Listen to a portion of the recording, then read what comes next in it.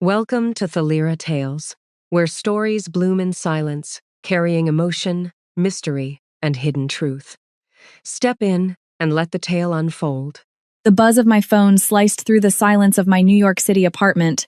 The illuminated screen showed a family group FaceTime.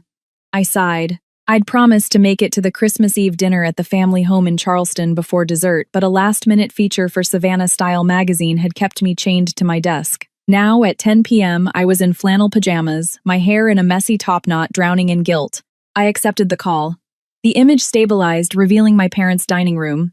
The sight was a gut punch of warmth and normalcy that suddenly made me feel a strange pang of nostalgia.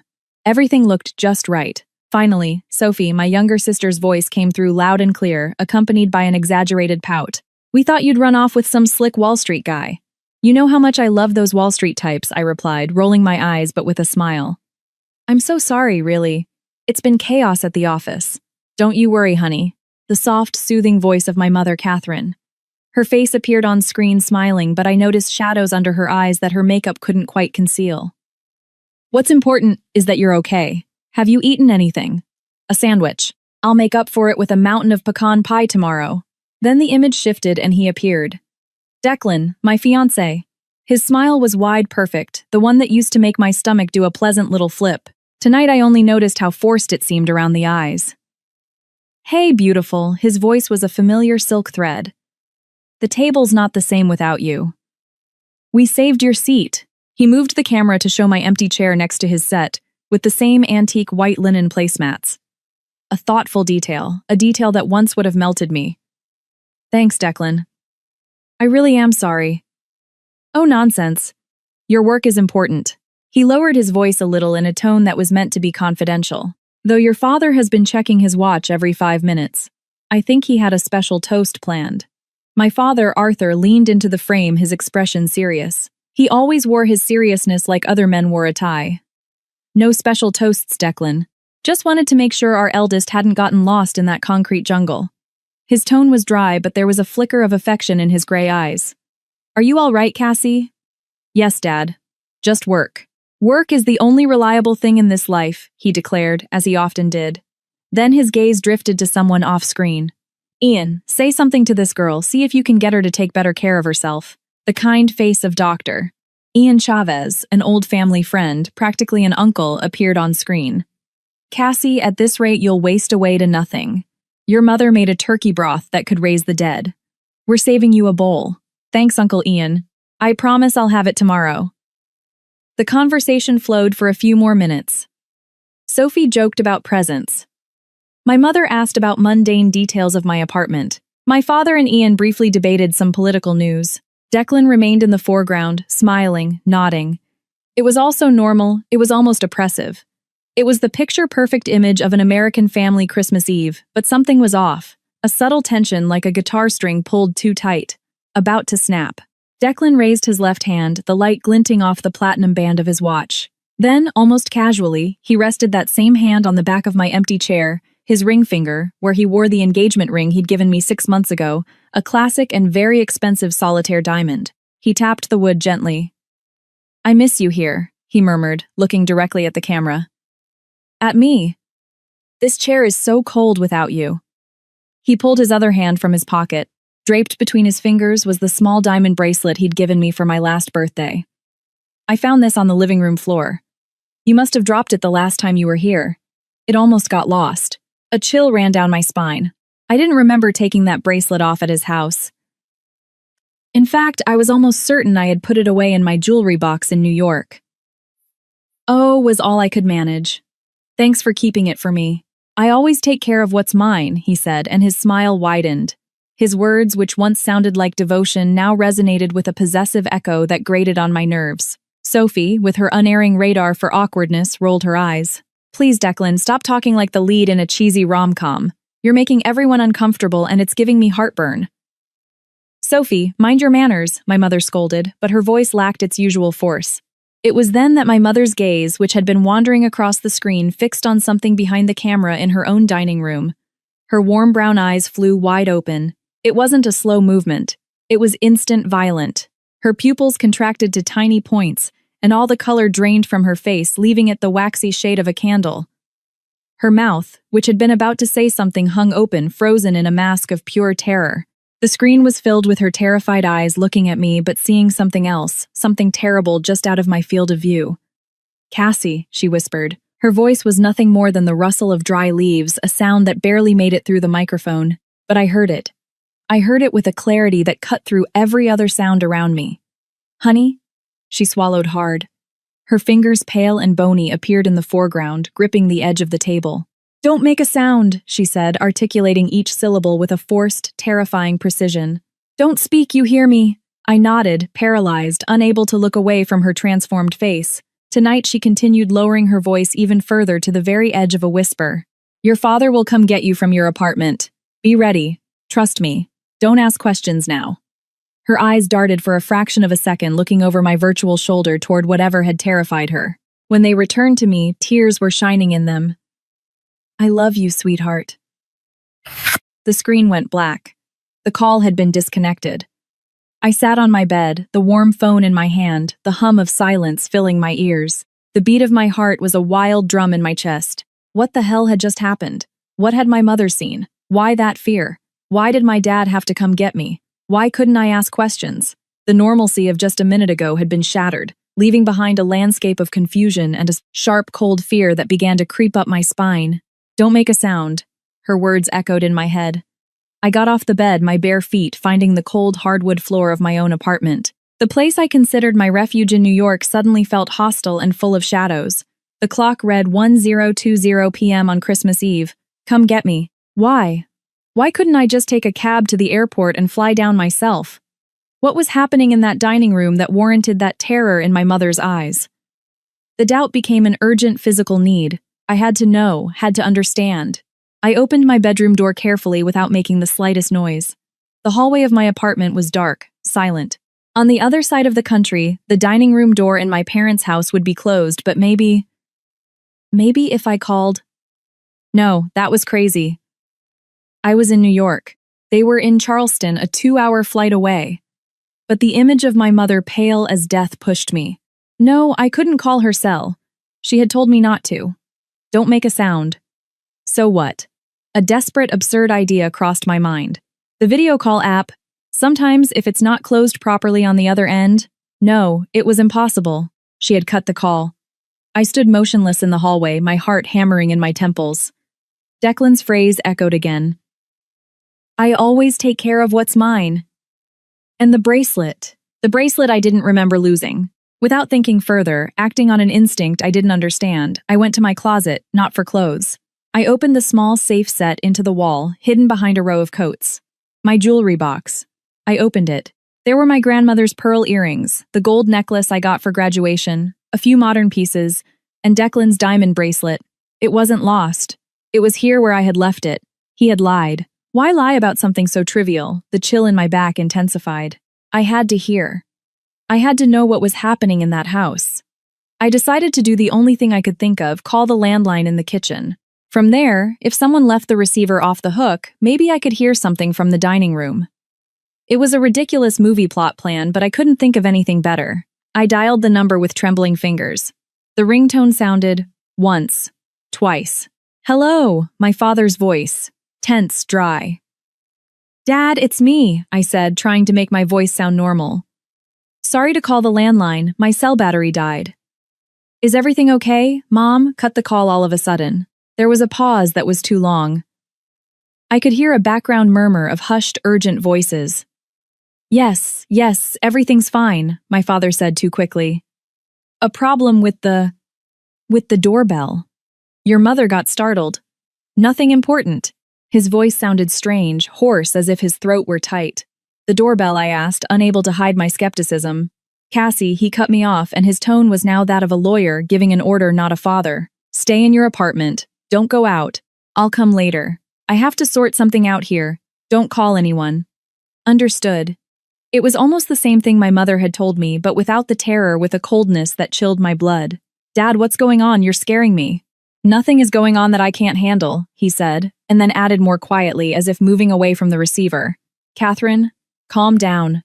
For God's sake, Ian, can you—" The line went dead. He had hung up. Now the panic was a living animal writhing in my stomach. Something was very wrong. My father, the most controlled and stoic man I knew, sounded on the verge of, what anger, desperation. I couldn't just sit there. I had to go there.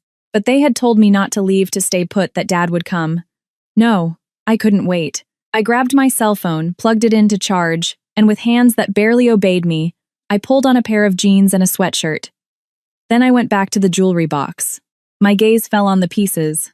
My inheritance, the only thing of real value I owned aside from the apartment, which still had a large mortgage. My grandmother's jewels, my own, and Declan's engagement ring. I picked it up. The solitaire diamond was cold and heavy, a symbol of a future that suddenly seemed like a glittering, cruel trap. My mother's voice. Be ready. Ready for what? Not knowing exactly why. Acting on pure instinct, I emptied the jewelry box into a small cloth bag. Everything, earrings, necklaces, bracelets, the ring. I tied it with a knot and stuffed it into the inner pocket of my winter coat. Then I stood still in the middle of the room, listening to my own silence, the hum of the refrigerator in the kitchen, the beat of my own heart. No going there was stupid. If there was danger, I'd walk right into it. If there wasn't, I'd look like a hysteric. But I had to know, I had to hear. I left my room, walked down the hall, and opened the door to my apartment with extreme care. The landing was empty. I went down the stairs. I lived on the second floor of a walk-up, like a ghost, avoiding the steps that creaked. I stepped out onto the street. Christmas Eve in New York was surprisingly quiet, cold. The icy air hit my face, clearing my thoughts a little. There were no cars, no people. Everyone was at home celebrating. My family home was hundreds of miles away. But I had to go. I hailed the only cab I saw, a lone yellow light in the deserted street. JFK, I said, my voice hoarse. And step on it. The flight was a blur of anxiety. I landed in Charleston in the dead of night. I took another cab, giving an address a few blocks from my parents' house. The night was humid and heavy with the scent of jasmine and salt marsh. I walked the last few blocks, staying in the shadows, just another silhouette in the festive night. Each step was a battle against fear and reason. What did I expect to find? What did I expect to hear? I reached the familiar wrought iron gate. The house, a stately two-story home in the quiet, historic district, was lit up. From the street, I could see the lights in the dining room were on, the curtains not quite drawn. My heart was pounding so hard I was afraid they could hear it from inside. I went around the house through the side garden, avoiding the motion sensor on the main light. I knew every inch of this place, every stone that crunched underfoot. I approached the dining room window that faced the back garden. It was slightly ajar, maybe to air out the smoke from my father and Ian's cigars. And from there, crouched among the azalea bushes, freezing in the damp air, I could hear them. The voices weren't laughter or festive conversation. They were tense, hushed voices charged with a fury and fear that passed through the glass. It was my father's voice, but I had never heard it like this. It was filled with a trembling, impotent rage. I can't go on like this, Ian. Not anymore. This has gotten out of hand. And with what happened tonight? Did you see them? They're out there like vultures. The calm but grave voice of Dr. Chavez answered, Arthur, you have to stay calm. Catherine saw them, yes, but they won't dare to come in. Not here. Not on Christmas Eve? Christmas Eve, my father spat, and the sound of a fist hitting the mahogany table made me jump. You think they give a damn about Christmas? The only thing they care about is money. My money or what's left of it. Dad, please. Sophie's voice choked with sobs. Just tell them no. Tell them to leave us alone. Call the police. No, Sophie, my mother's voice ragged. You can't say that. You don't know. You don't know what they're capable of. What he's capable of. He who, a fourth voice entered the conversation. A voice I knew so well that had whispered promises in my ear, but now it sounded cold, slick, like polished steel. It was Declan. Sophie has an admirable passion, but little common sense. His tone was almost paternal, condescending. It made my skin crawl. Call the police, sweetheart. That would be the biggest mistake your family could make. After all the papers are signed, the failed investments, the defaulted loans, the police at best would take your father away for financial mismanagement. And at worst, he paused a calculated lethal beat. Well, the results of those medical tests, the good doctor. Chavez has been running don't exactly paint a picture of legality, do they? Doctor, that's an outrage, Ian grumbled, but his voice lacked force. He sounded defeated. You forced me. You blackmailed me with the clinic. Blackmail is such an ugly word, Ian Declan said smoothly. It was a collaboration. Like Arthur's with the Port Authority contracts. You all collaborated, you all signed, you all benefited. I haven't benefited from anything, my father shouted, his voice breaking. I just wanted to save my practice, save my family from the ruin you orchestrated. Orchestrated, Declan repeated, and I could hear the smile in his voice. Such a dramatic word. Your practice was in trouble, Arthur. My family offered you a solution. A capital injection, some influential clients. You accepted with your eyes wide open. What you didn't calculate were the risks. Oh yes, but you looked the other way. Until you started sniffing around where you shouldn't, until you asked Ian here to analyze those samples from the surgical equipment shipments. My blood ran cold. Surgical equipment shipments tests. It was drugs, Ian said in a whisper full of disgust. High-grade opioids disguised in the instruments. And you wanted me to sign certificates of health compliance to cover up the analyses. And you did, Declan reminded him relentlessly. Several times. Your signature is on the papers. Just like yours, Arthur, is on the import contracts that diverted the merchandise to other ports, to other partners. The silence that followed was absolute, broken only by Sophie's sobs. The only thing missing, Declan continued, his voice lowering even more, becoming intimate, dangerous for this whole unpleasant misunderstanding to be resolved, is the wedding. Cassie and I together. A family. That way all these little irregularities become family matters. They're managed internally. The debt from your practice, Arthur, disappears. The problems at Ian's clinic are solved. And that valuable collection of jewelry Cassie inherited from her grandmother, well, that would be a magnificent contribution to the family assets, a symbol of our union. My hand tightened on the cloth bag in my pocket. The jewelry. He wanted it, not as a symbol but as loot, as collateral. You will not touch my daughter, my mother's voice trembling but firm. You will not take her jewelry. Catherine, Declan said with false pity. Cassie loves me. We're engaged. The wedding is in the spring. She'll be happy. She doesn't need to know the boring details of business. And as for the jewelry, it's hers. It will be ours. It's only natural. You're a monster, Sophie spat. You've been lying to my sister all this time. It was all a sham. You met her at that event on purpose, didn't you? You courted her. Proposed to her all for this. To have us all by the throat. I love her in my own way, Sophie Declan said, and the coldness of his words pierced me like an ice pick. She's charming, innocent, the perfect jewel for the crown. But a crown needs a solid kingdom, and my family is building that kingdom. With or without your help. Preferably with it.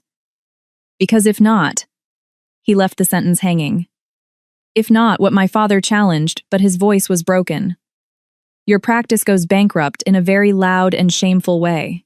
Ian loses his medical license or worse. And Cassie? He paused. Well, she would discover that the man she loves isn't who she thought he was, and that her family has kept her in the dark while making grave mistakes. It would be devastating for her. As fragile as she is, fragile, the word burned me. My entire life, my love, my future, was a calculated lie, a trap. And my family, my father, Dr. Chavez were in up to their necks, in something dirty, something illegal, and Declan had them buy it. Tears blinded me, but the coldness inside me was stronger, a cold that froze everything, the pain, the betrayal, the fear, and turned it into something clear and hard. Tonight, my father said, his voice just an echo of itself. Tonight I'll go get her. I'll tell her. I'll tell her part of the truth. No, Declan's voice was swift, sharp.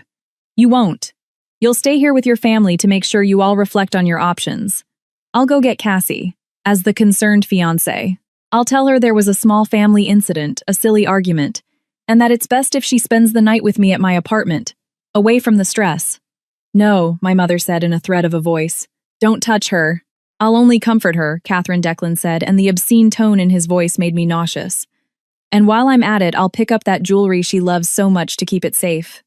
Of course, with everything that's happening, it's not safe to have so much value in one apartment. That was the last straw. I rose from the bushes, trembling, but not from cold, from a pure, silent rage. My family was in there trapped. My father broken. My mother terrified. My sister crying. And Ian, a good man, destroyed. And he, Declan, my fiancé, the architect of all this, would not be going to my apartment. He would not find me there. My mother's last command echoed in my head. Be ready. I was. I moved away from the window, from the house, from the life I had known. With every step I took into the darkness of the empty streets, I felt the world I had believed to be real cracking apart. The cold Christmas night air no longer chilled me. It was the heat of betrayal and fear that burned within. I had the jewelry. I had the knowledge. And above all, I had a fierce need to survive. I didn't know where to go. I only knew I couldn't stay, that I couldn't go back to my apartment, that Declan would go there, or send someone.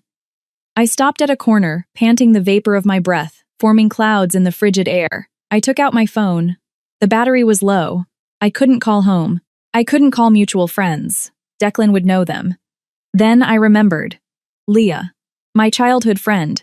Leah, who had gone to law school but ended up in the police force. Leah, who always said she distrusted men who were too perfect. Leah, who lived in a small apartment in a part of town no one in my current family circle knew. I dialed her number with numb fingers. It rang once, twice. Cassie, what are you doing calling at this hour on Christmas Eve? Aren't you with your family? Her voice was groggy, as if I'd woken her. Leah, I said, and my voice sounded strange, broken as if it weren't my own. I need help. I need a place to hide. Now. There was a pause on the other end of the line. Then her voice changed, became clear, professional, alert. Where are you? I gave her the address of the street corner. Stay right there. Don't move. Don't talk to anyone. I'll be there in 10 minutes. I hung up. I leaned against the cold brick wall, hidden in the shadow of a doorway. In my pocket, my hand gripped the cloth bag of jewelry tightly. The diamond of the engagement ring seemed to dig into my palm. From a distance in the direction of my family's home, I thought I saw the dining room lights go out, leaving only the dim glow of the entryway.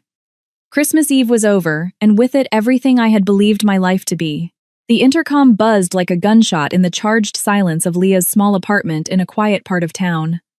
I flinched, moving even further from the window as if Declan's eyes could pierce the walls. Leah, with a calm that only years of seeing the worst of Charleston on patrol can give, walked to the panel and pressed the button without a word. A few seconds later, firm, quick knocks on the door. It's me. Open up, said a tense but familiar male voice. It was Mike. Leah unfastened the deadbolts, there were 3 I noted, and opened the door. Mike Chen, my colleague from the magazine, blew in like a gust of cold December air. He wore a worn leather jacket, his glasses fogged, and a laptop bag slung over his shoulder. His sharp, always analytical gaze behind the lenses scanned me immediately. My God, Cassie, you look like you've seen a ghost, he said without preamble. He dropped his bag on the floor and ran a hand through his hair, messing it up even more. Leah gave me the rundown over the phone, but I need to hear everything. From the beginning. I sat on the couch, hugging myself. Leah poured me a brandy. The glass trembled in my hand.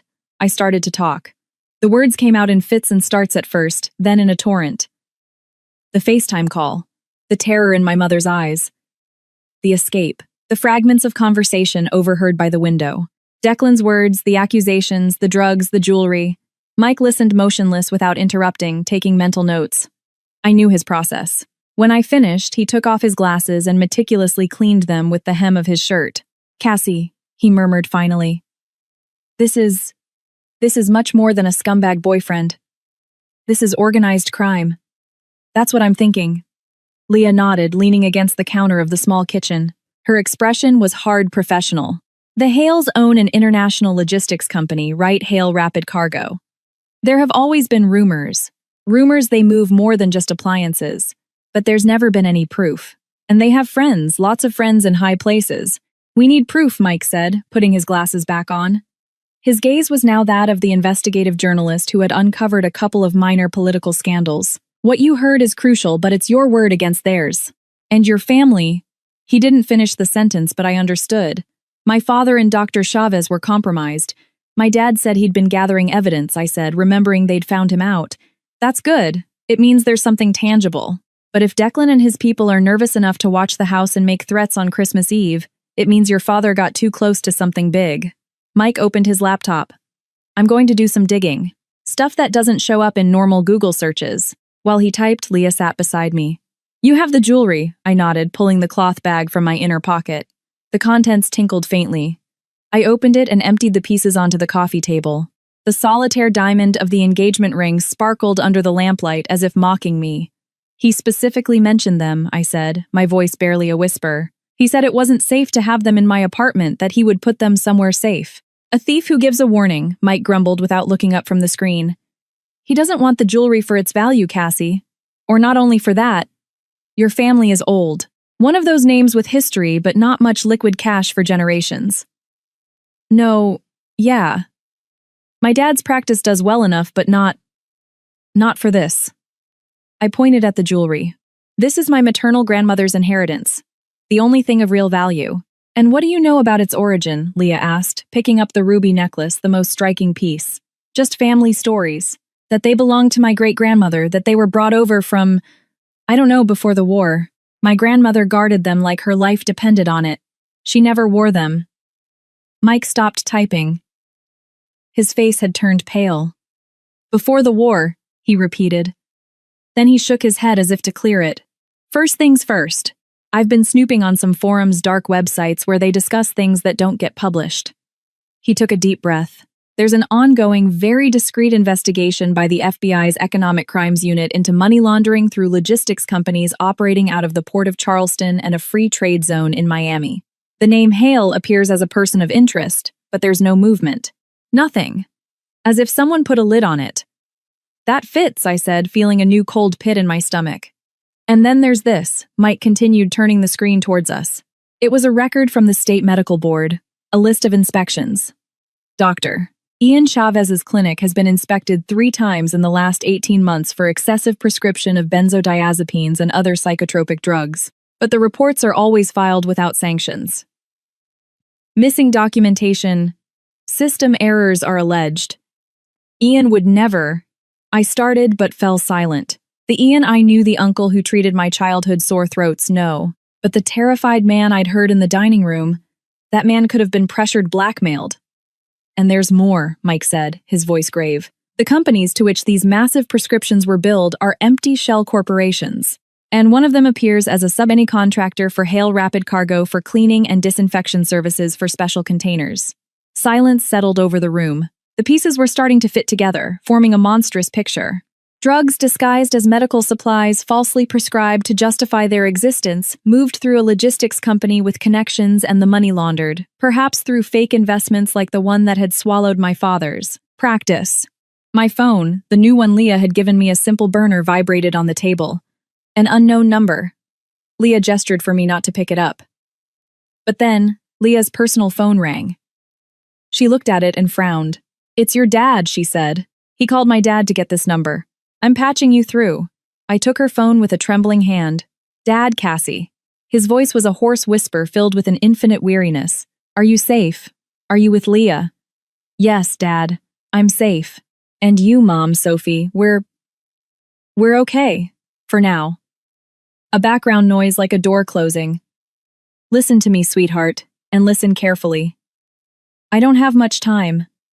What you heard is true. And it's much worse than you can imagine. Dad, what did you do? I asked, my voice a contained sob. I was an idiot. A proud, stupid idiot. His voice broke. 2 years ago, the practice was on the brink of bankruptcy. Some bad investments, a few cases that went wrong. Declan approached me through a mutual friend. Offered a capital injection, a lifeline. I grabbed it.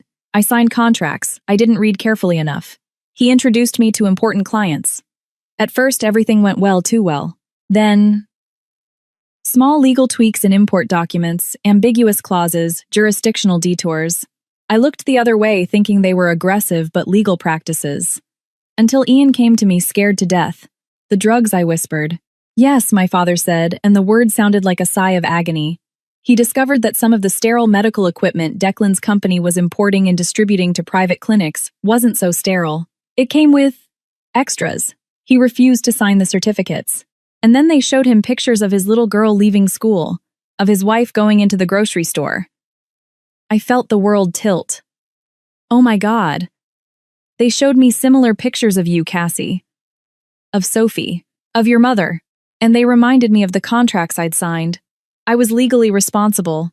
They could ruin me, send me to prison for fraud and racketeering. And in the meantime, he couldn't continue. Why didn't you go to the police then? Because they are the police. He burst out in a furious whisper. They're a network. They have better lawyers than I do. They have people in places. Declan made it clear. If I went to the police, the incriminating evidence against me would surface instantly, and the photos of your daily routines would arrive in my mailbox with a message. The next step won't be a photo.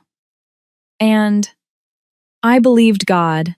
How could I have believed it that if you agreed to marry him, if our families joined, everything would calm down, that it would be a way to protect you, to keep you out of this, to draw the venom? You used me as a bargaining chip, I said, the bitterness filling my mouth. I love you, sweetheart, he cried, then abruptly lowered his voice as if afraid of his own volume. I thought he loved you too, in his own way. That he was arrogant and ambitious, but that he cared for you and that the marriage would give you status security. I would be the useful father-in-law and you would be happy without knowing anything. The naivety of his plan, his desperation left me breathless. And the jewelry, Dad. Why does he want the jewelry? There was a long pause. That's something else. Your grandmother, my mother-in-law, always said that jewelry was special. More than it seemed. Your mother thought it was just the ramblings of an old woman. But a few months ago, Declan started asking questions. A lot of questions about your mother's family history, about the exact origin of the pieces. He became obsessed. Said a collector friend was interested that he wanted to have them appraised. We thought it was odd, but after all, he was going to be your husband. We thought he wanted to insure them, protect your inheritance. You lied by omission all this time, I said, unable to hide the reproach. Yes, he admitted without excuses. And we dragged you into this hell. That's why your mother made you run. That's why she told you to take the jewelry. Because if Declan wants it so badly, it's worth more than money. And it's the only thing we have that could be a lifeline. Or a bomb. What should I do, Dad? Listen to Leah. Trust Mike, if he's with you, I'm guessing from the silence on your end. I'm going to try something. I have copies of some documents of the doctored contracts, the strange bank transfers. Ian has his own notes. We can't go on like this. That call tonight was the last straw. Seeing the fear in your mother's eyes and Sophie's, his voice hardened. I'm going to try to contact someone. The FBI, the DA's office. But I need time and I need you to be far away and safe. Don't go to your apartment. Don't contact anyone in our circle. Declan will be looking for you. And are you safe there for now? Yes. They think he has me under control through fear. But that will change when they realize you're not in your apartment and not answering your phone. Cassie, I'm sorry. I'm sorry for everything. The line went dead. I stared at the phone, the weight of his words crushing me. It wasn't just a cheating fiancé. It was a criminal network and my family was trapped in the middle. The burner phone vibrated again on the table. This time a text message from an unidentified number. Cassie, darling. I know you must be frightened. There was a misunderstanding tonight. Your family is fine but on edge. Tell me where you are. I'll come get you. Everything will be sorted out. D. Then a second message a few minutes later. I see you're not at your apartment. That's not smart. The city isn't safe for a woman alone at night, especially with valuable things on her. Give me back what's mine and let's forget this family disagreement. I wouldn't want your family to suffer any more accidents. The stairs at your parents' house are very steep. Your mother seems very tired lately. The veiled yet crystal clear threat chilled my blood. I showed it to Leah and Mike. He's trying to trace you by triangulation or just scare you, Leah said, taking the phone. Don't answer. Turn it off. We'll ditch it. We'll get another. The tone has changed, Mike observed coldly. In the house, he was the controlling fiancé. Now he's a direct threat. He's getting nervous because he can't find you. And the thing about the jewelry. What's mine? I asked. He considers it his, Leah said. He thinks he has a right to it. Your dad mentioned. Declan asked obsessive questions about its origin. Mike returned to his computer typing with renewed fury. There's something here. Something I read a while back and didn't connect, he muttered to himself, navigating through folders full of scanned documents and digital clippings. Here, a few years ago, before you started dating Declan, there was a rumor in certain circles, very obscure circles of collectors and traffickers of art and antiquities. They talked about a World War II treasure, not gold, not paintings, documents. Property deeds, shares in foreign companies, things that certain families that fled or disappeared hid. Some were never recovered. I looked at the jewelry on the table. The rubies looked like drops of blood in the lamplight. You think... I don't know, Mike said, looking up. But if the Hales are into money laundering, a hidden treasure, especially one that can be legitimized with documents, would be the goose that laid the golden egg. They could clean their money once and for all. And if your family, without knowing it, holds the key to finding it. The intercom buzzed, making all three of us jump. This time, it was 2 short rings followed by a long one. Leah relaxed slightly. "It's Raoul, my partner." She went to open the door. Raoul was a burly man with a kind face but alert eyes.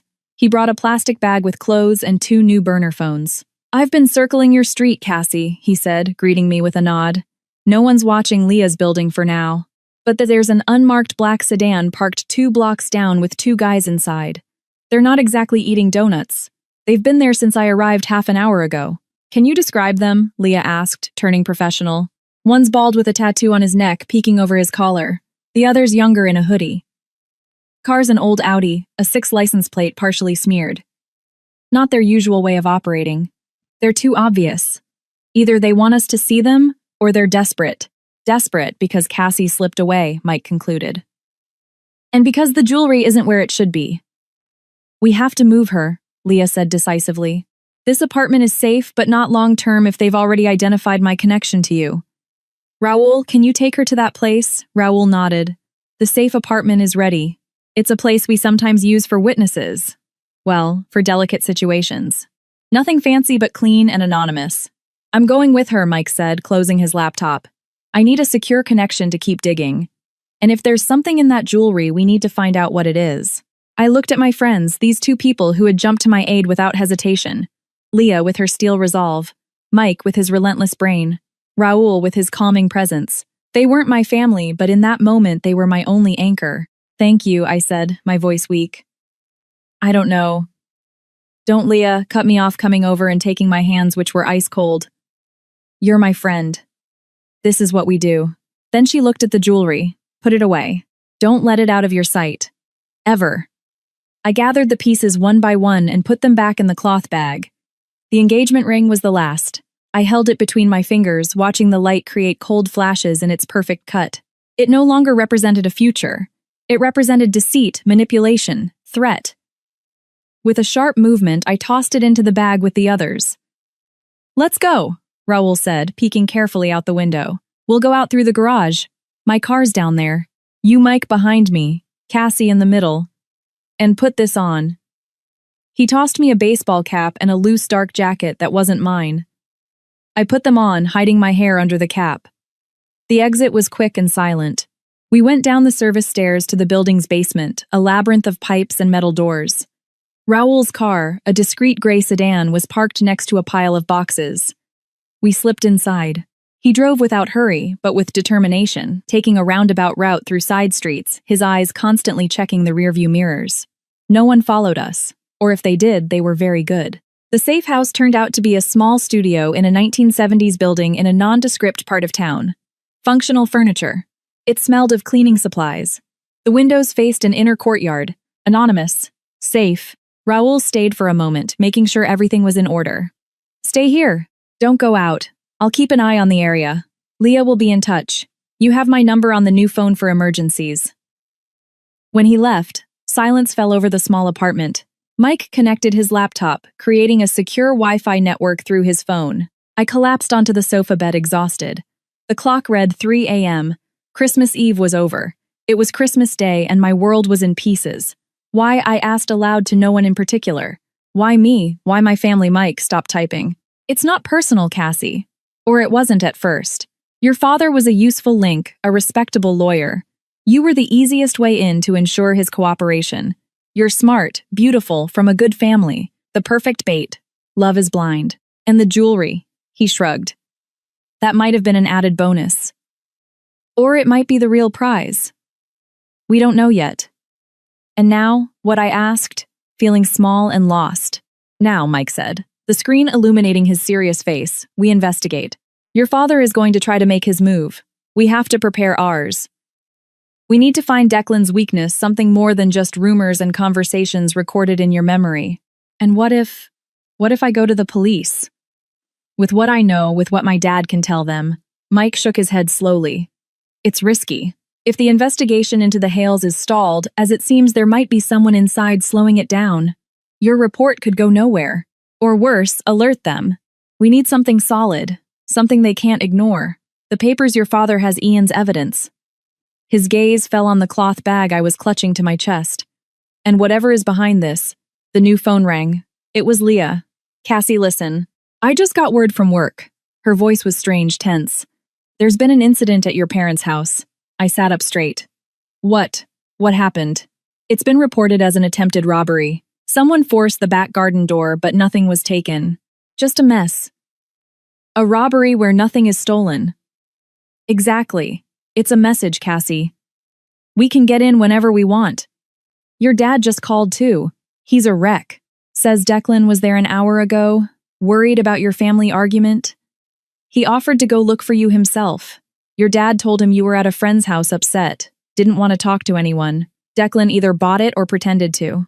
But he left with a smile that, according to your dad, chilled him to the bone. It was a chess game, and we were pawns trying to become queens. And Sophie. My mom's scared but safe. Your dad told them a watered-down version. But the message is clear. The pressure is mounting. There was a pause. There's something else. Mike was right. I've been asking around quietly. The investigation into Hale and Associates exists, but it's in a very high-up drawer. Someone with influence is blocking it. We need a very big lever to pry it open. I hung up and relayed the information to Mike. His expression darkened even more. This is getting ugly fast, he muttered. Then he locked his eyes on mine. Cassie, we have to find out the secret of that jewelry. If there is one, it could be the lever, or it could be the only thing keeping you alive. The night outside the apartment's blind windows was black and deep. Somewhere Declan would be looking for me, his net closing in, and I was hidden in an anonymous apartment with the cold weight of inherited stones in my hands. It was all that stood between my family and ruin, or worse. The game had begun, and I didn't even know the rules. The safe apartment smelled of dust and stale coffee. The gray light of Christmas morning filtered through the blinds, drawing pale lines across the table, where Mike's laptop hummed like a swarm of metallic bees. I hadn't been able to sleep. Every creak of the building, every gurgle of the pipes was Declan coming up the stairs. The threatening text floated behind my eyelids every time I closed them. You need to eat something, Leah said, placing a glass of water and a granola bar in front of me. Her tone brooked no argument. She wore her hair in a severe ponytail and was frowning at her own phone. Raoul's outside. The perimeter is clean. For now. For now isn't reassuring, I muttered. But I took the water. My hands were barely trembling anymore. The sharp fear had morphed into a dull, constant anxiety, a state of permanent alert. Mike grunted in front of the screen. This doesn't quite add up, he said more to himself than to us. The Hales Company Rapid Cargo has ridiculously low declared profits for the volume of business it supposedly handles. It's like most of the money passes through without ever touching their official books. Classic money laundering, Leah nodded, approaching. They bring in dirty money through shell companies that bill them for inflated services, and then that clean money goes out as legitimate investment or payment to suppliers. But they need a constant flow of dirty money to justify the laundering. And the drugs Ian discovered would be one source, I said, connecting the dots. But Declan was obsessed with my jewelry, even before my dad had problems before Ian discovered anything. Why? Mike swiveled in his chair. That's the million-dollar question. I've been diving into digitized historical archives, genealogy forums, even online estate sale groups. Your last name Miller is common, but your grandmother's maiden name was Vaughn, right? I nodded, surprised. Yes, Amelia Vaughn. Vaughn, Mike repeated, typing. An old Charleston family, textile interests not especially prominent, but here's a curious detail. In 1942 inches, the middle of World War II, a certain Frederick Vaughn, your great-grandmother's brother, appears on some international Red Cross lists as an intermediary in the repatriation of assets. He looked up. He was a lawyer and worked very discreetly, helping families, some of Jewish or foreign origin, to get assets out of Europe before it was too late. For a commission, of course. A shiver ran through me. Are you saying? I'm not saying anything yet, just drawing lines. There are rumors, always rumors, that some of those assets never reached their final destination, that they were lost along the way. Some talk of works of art, others of precious metals, and others of documents, bearer bonds, stock certificates, deeds to foreign accounts. Papers that today, after decades of interest and appreciation, would be worth an incalculable fortune but are impossible to claim without the original ownership documents. Leah let out a soft whistle. An intangible but real paper treasure. Exactly, Mike said. And if someone like Declan's family, who operates in the underbelly of money and logistics, found out that one of the families Frederick Vaughn helped was their own, and that maybe he kept some piece, some key document as I don't know collateral or simple precaution, then my grandmother's. Jewelry might not be just jewelry. I finished, my voice hoarse. They could be a key, a map, something. The cloth bag in my lap seemed to weigh a ton. We need to know more, Leah said decisively. Is anyone left from that generation, anyone who might know something, I thought. My grandmother Amelia had died years ago, her husband, my grandfather too. But her younger sister, I said suddenly. Aunt Pearl. She lives in a small town in Georgia, in a nursing home. She's almost 90. My mother visits her once a month. She says sometimes she's very lucid, and other times, not so much. Mike was already searching for Pearl Vaughn. She married young. She's a doctor's widow. Her last name is Romero now. Pearl Romero. He found the number for the nursing home Vista Hills in less than a minute. He looked at the clock. 8 a.m. on Christmas Day. Not the best time. Do it, I said. Please. Tell them. Tell them I'm Cassie Miller, Amelia's granddaughter. That it's urgent. While Mike called and spoke with a sympathetic but cautious nurse, my secure phone vibrated. It was my father. His voice sounded shattered. Cassie, they came. He took a deep, harsh breath. The police. For the attempted robbery. They were pretending to ask routine questions, but one of them, when the others weren't looking, slipped me a card. It's from the FBI's Economic Crimes Unit. Agent Miller. He said he received an anonymous tip about irregular activities at my firm related to rapid cargo. He wants to talk to me. In private, away from here. Is he legit? I asked, my heart in my throat. I don't know. It could be a trap from Declan. It could be real. The card seems authentic. I checked the number. But if it's real and I talk, we expose ourselves to immediate retaliation. Declan would know in hours. Dad, what are you going to do? Ian and I talked. We can't go on like this. We have to try. But we need something more, something that gives us leverage. Some proof that's so big, so undeniable that not even his friends in the force or the DA's office can cover it up. Something that leads directly to him, not just to us as accomplices. His voice lowered. Have you found out anything about the other thing? We're working on it, I said, looking at Mike, who was hanging up the phone with a thoughtful expression. Aunt Pearl. We're going to try to talk to her. Godspeed, sweetheart. Be careful. And Cassie. I'm sorry for all this pain. The call ended. I stared at the phone, feeling the overwhelming weight of his decision. He was going to risk everything. Mike came over. The nurse went to get your aunt. Says she's awake and quite lucid this morning. She'll call us back on this number in 5 minutes. Those 5 minutes were an eternity. Leah made real coffee, strong and black. The aroma filled the sterile room. When the phone rang, all three of us jumped. An elderly voice, frail but clear, came from the earpiece. Cassie, Amelia's girl. Yes, Aunt Pearl. It's me. Thank you so much for taking my call. It's very important. You sound like her, you know, she said with a hint of nostalgia. In the high notes. Amelia was always singing. She paused. The nurse says it's urgent and it's Christmas. Nothing good happens on Christmas Day if it's urgent. Child speak. I took a deep breath. Auntie, I need to ask you about Grandma's jewelry. The ruby set. Did she ever tell you anything special about it? Any stories? The silence on the other end was so long I thought the line had disconnected. Pearl. Why are you asking about that? She said finally, and her voice had lost all its softness. It sounded alert, even suspicious. Who put that idea in your head? It's because of my fiancé, Declan. I improvised, not wanting to scare her with the truth. He's very interested in the family history. Wants to know everything. Declan. She spat the name with unexpected force. That name. Amelia told me. She told me years ago when she still remembered things clearly. Pearl, she said. If a man named Declan ever asks about the jewelry you run and hide your loved ones. I gasped. Leah and Mike looked at me alert. Grandma said that? Why? Because men like that Declan now are like the men from before. Gold diggers. Plunderers. Her voice broke a little. Our family, your great-grandfather and my brother Frederick, they did things during the war. Ugly things to survive and good things too in their own way.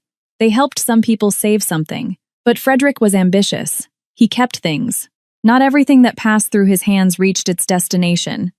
Your great-grandfather found out too late. By the time the war ended, Frederick had disappeared. And he left behind a package. A package a family had entrusted to him, the Rosenbaums, just before they were arrested. He said it was the seed to rebuild. And the jewelry, I insisted, holding my breath. The jewelry was ours truly. But Amelia, my sister, she was smart. Smarter than Frederick. She suspected him. When our father on his deathbed gave the case to Amelia, he told her, "Guard this. It's the only clean thing we have left, and inside it holds the truth." She never quite understood what he meant. Until years later, she found a tiny rolled-up piece of paper inside the setting of the largest ruby in the necklace. Some letters and numbers like a code. She showed it to me scared. She said, "This isn't ours. This belongs to those who left. And if someone comes looking, it will be for this, not for the stones." Mike made a silent, triumphant gesture, writing furiously in a notebook. "And what did she do with the paper?" I asked, dreading the answer. "She put it back inside the same setting. She said, if someone comes looking with good intentions, they'll know how to find it. If not, let it rot with me." Pearl paused, and when she spoke again, her voice was a whisper full of urgency. "Cassie, listen to me. Your grandmother feared that one day the Rosenbaum's heirs would come looking for what was theirs, or the heirs of Frederick's ambition would come looking for a prize. This Declan, he's a lawyer, works with ships and trucks. Yes, I confirmed." "Then he's one of the second kind," she said with bitter certainty. Frederick's partner, the one he disappeared with, was rumored to have set up a smuggling ring after the war. A man named Hale. Anthony Hale. A man with no scruples. Declan must be from that line. They've been searching for what Frederick hid for generations, and they think your family has the key. It all clicked into place with a deafening crash. "Aunt Pearl, the code. Do you remember it?" She gave a short, humorless laugh. "At my age, child, I barely remember what I had for breakfast. But it was something like CHS NARA 1942 C12. And then some more letters. JR. Yes, I remember that, because Amelia said, it's the initials. Jacob Rosenbaum. Mike was already typing. CHS is the airport code for Charleston. NARA. National Archives and Records Administration. But there isn't a NARA facility in Charleston, I said, a flash of understanding illuminating me. But the city archives? They hold NARA overflow from that period. It has to be there. CHS NARA 1942 could refer to a box, a file, something deposited there in 1942. Mike finished, his eyes shining. C12 would be the box or shelf number, and JR the associated name. But that was almost 80 years ago, Leah objected. Those archives have been moved, reorganized. It's a lead, I said, clinging to it like a lifeline. The only one we have. Pearl coughed on the other end of the line. Cassie, does your mother know about this call? No, Auntie. She's in trouble because of all this. Poor Catherine, the old woman murmured. Always so proper. Listen, child, if you have the jewelry, get it out of that city. Get it away from that Declan. And don't trust anyone with that last name. Do you hear me? No one. The nurse's voice came on in the background, saying it was time for medication. Thank you, Aunt Pearl. Thank you so much. Take care, child. And may God have mercy on us all. I hung up. The room was silent, heavy with the weight of the history that had just been unearthed. It wasn't just a plot of drugs and blackmail. It was a poisoned treasure hunt inherited from a war that had dragged my family into its vortex. We have to go to Charleston, Mike said, closing his laptop with a sharp click. It's the only way to see if that code means anything. And we have to do it fast. If Declan has the same clues, and it seems he does, he won't be long in reaching the same conclusion. And my father, I asked. He said he was going to contact Agent Miller. Leah bit her lip. It's a huge risk. But if that agent is legit and your father gives him what he has, it could set a real police operation in motion. We need to coordinate. Your father can't know we're going to the archives for his own safety. The less he knows, the better if they pressure him. And how do we get there? I asked. Declan must have people at airports and train stations. By car, Leah said. But not mine. Raoul can get us a clean one, no connection to anyone. We can leave this afternoon when there's more traffic from people returning from Christmas dinners. Will be harder to follow. The plan was forming risky and rushed, but it was all we had. My secure phone vibrated again. A message from my father's number, but the phrasing didn't sound like him. Cassie, your father had a small accident. Slipped on the stairs while going down to get some firewood. Nothing serious, but he's at the hospital for observation. Your mother is with him. It would be good if you came. The family should be together at times like these. D. The threat was transparent. The accident was the warning and the invitation was a trap. I picked up the phone and dialed my mother's number. It rang and rang. Finally, Sophie answered, her voice choked with sobs. Cassie, Sophie, what happened? Is Dad okay? He fell. On the landing of the back stairs. He says he felt dizzy, but there was an oil slick, Cassie. Oil on our stairs. He didn't see it. He hit his head. He has a concussion. He's at MUSC. Mom's a wreck. And Declan. Declan is here playing the concerned suitor. It's disgusting. Are you safe? I don't know, she whispered. Everything is so scary. Where are you? Please be careful. I love you guys too, I said, and hung up, feeling helpless and furious. Declan was playing dirty, and he was raising the stakes. Leah read the determination on my face. You can't go to the hospital. It's what he wants. I know, I said, and my voice sounded strangely cold. But this isn't just about the jewelry or the dirty money anymore. This is for my family. For my father who's in a hospital bed because of me. For my mother and sister trapped with that man. I stood up, gripping the cloth bag tightly. We're going to Charleston. We're going to find whatever is in that archive. And we're going to use it to bury Declan Hale and his entire line. It was rage, speaking a cold, pure rage born from fear. Mike and Leah exchanged a look, then nodded in unison. The game had escalated. We were no longer just fleeing pawns. We were, however, small and scared the only ones who could move toward the king. And the next move was Charleston. The car, an anonymous metallic gray sedan procured by Raoul, snaked its way down I-95 south. The flat, winter-brown landscape of the Carolinas unfolded monotonously around us. I was in the back seat, the cloth bag, with the jewelry pressed against my chest like a cursed talisman. Mike drove with a fierce concentration, his eyes constantly flicking to the rearview mirror. Leah, beside him, manipulated 2 phones monitoring police frequencies and sending encrypted messages to a contact inside the FBI's Economic Crimes Unit, a trusted colleague named Victor, whom she had managed to bring into the loop.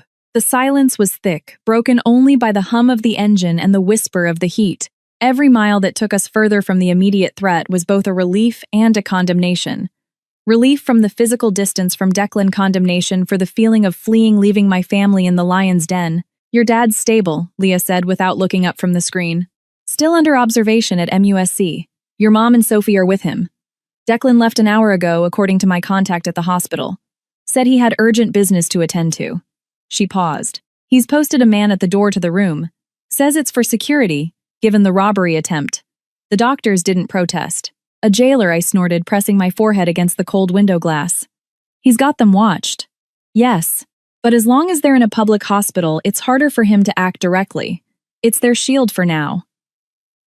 Mike adjusted the rearview mirror to look at me. You need to tell us everything, Cassie. Every detail from the last 2 years with Declan. Things that seemed weird at the time, but you brushed off. Any questions about your family, about history, about the jewelry? Any trip, any contact of his that struck you as odd? I took a deep breath. Diving into those memories was like opening a wound and digging into it, but it was necessary. We met at a charity gala at the historic City Hall in Charleston. For a Children's Hospital Foundation. I was covering the event for the magazine. He was one of the main sponsors. I closed my eyes, reliving the scene. He was perfect. He knew exactly what to say. He was interested in my work, in my family, not in a nosy way, but an attentive one. He made me feel special, like I was the only person in the room. Love bombing, Leah murmured with a professional edge.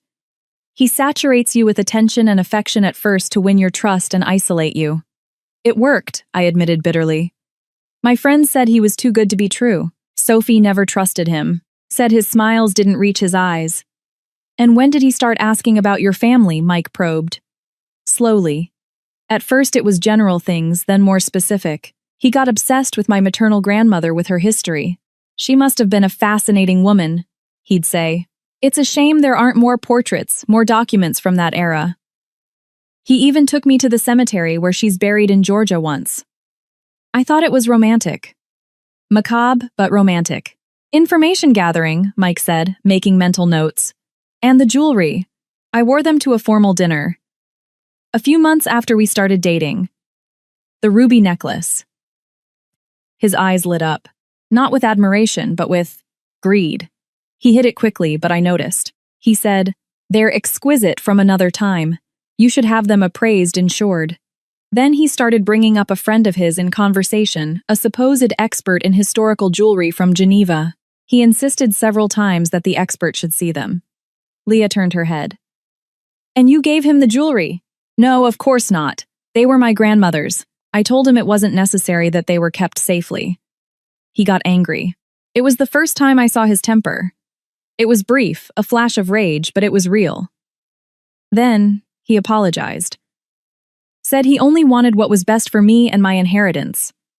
Control, Leah stated. He wanted access to them, to be able to lose them or replace them with copies if needed. The car passed a sign for Savannah. Mike slowed slightly, blending in with the sparse traffic, and the job offer in Atlanta I asked aloud struck by a memory. It was a year ago. Vogue Atlanta made me an offer for a staff position. It was my dream. I told him, ecstatic. "And what happened?" Mike asked. At first he seemed supportive. Then the worries started. That the distance would be hard, that Atlanta was an expensive city, that he couldn't move his business so easily. Then he introduced me to a contact of his, the editor of a much smaller fashion magazine in Charleston. They offered me a position there. He said it was a more stable opportunity close to family. I turned it down. We fought. It was the biggest fight we'd ever had. He said I was selfish, that I wasn't thinking about our future. In the end, I didn't take the Atlanta job. The offer expired, and he became more attentive, more loving than ever. He proposed 3 months later. Isolation and financial control, Leah said, her voice laced with frustration. Classic. He clipped your wings and then gave you a golden cage as a consolation prize. The pain of recognizing the manipulation was physical, a punch to the gut. I had been so naive, so blind. After the engagement, I continued forcing myself to remember. The questions got more intense. He wanted to know the details of my grandparents' wills, the insurance on the family home. He even suggested that once we were married, we merge our assets to simplify things. My father was strangely cool to the idea. Now I understand why. My secure phone vibrated. It was Sophie. I called her immediately. "Sophie, how's Dad? He's asleep." "Sedatives. Mom's a mess, but she's putting on a brave face." Her voice was a tense whisper. "Cassie, I have to tell you something. Something I never dared to say." "Tell me." She took a deep breath. "It was a few months ago. You were in New York for work. Declan came to the house supposedly to bring some documents for Dad. Dad wasn't there. Mom was out. I was alone studying in the living room. A cold premonition washed over me."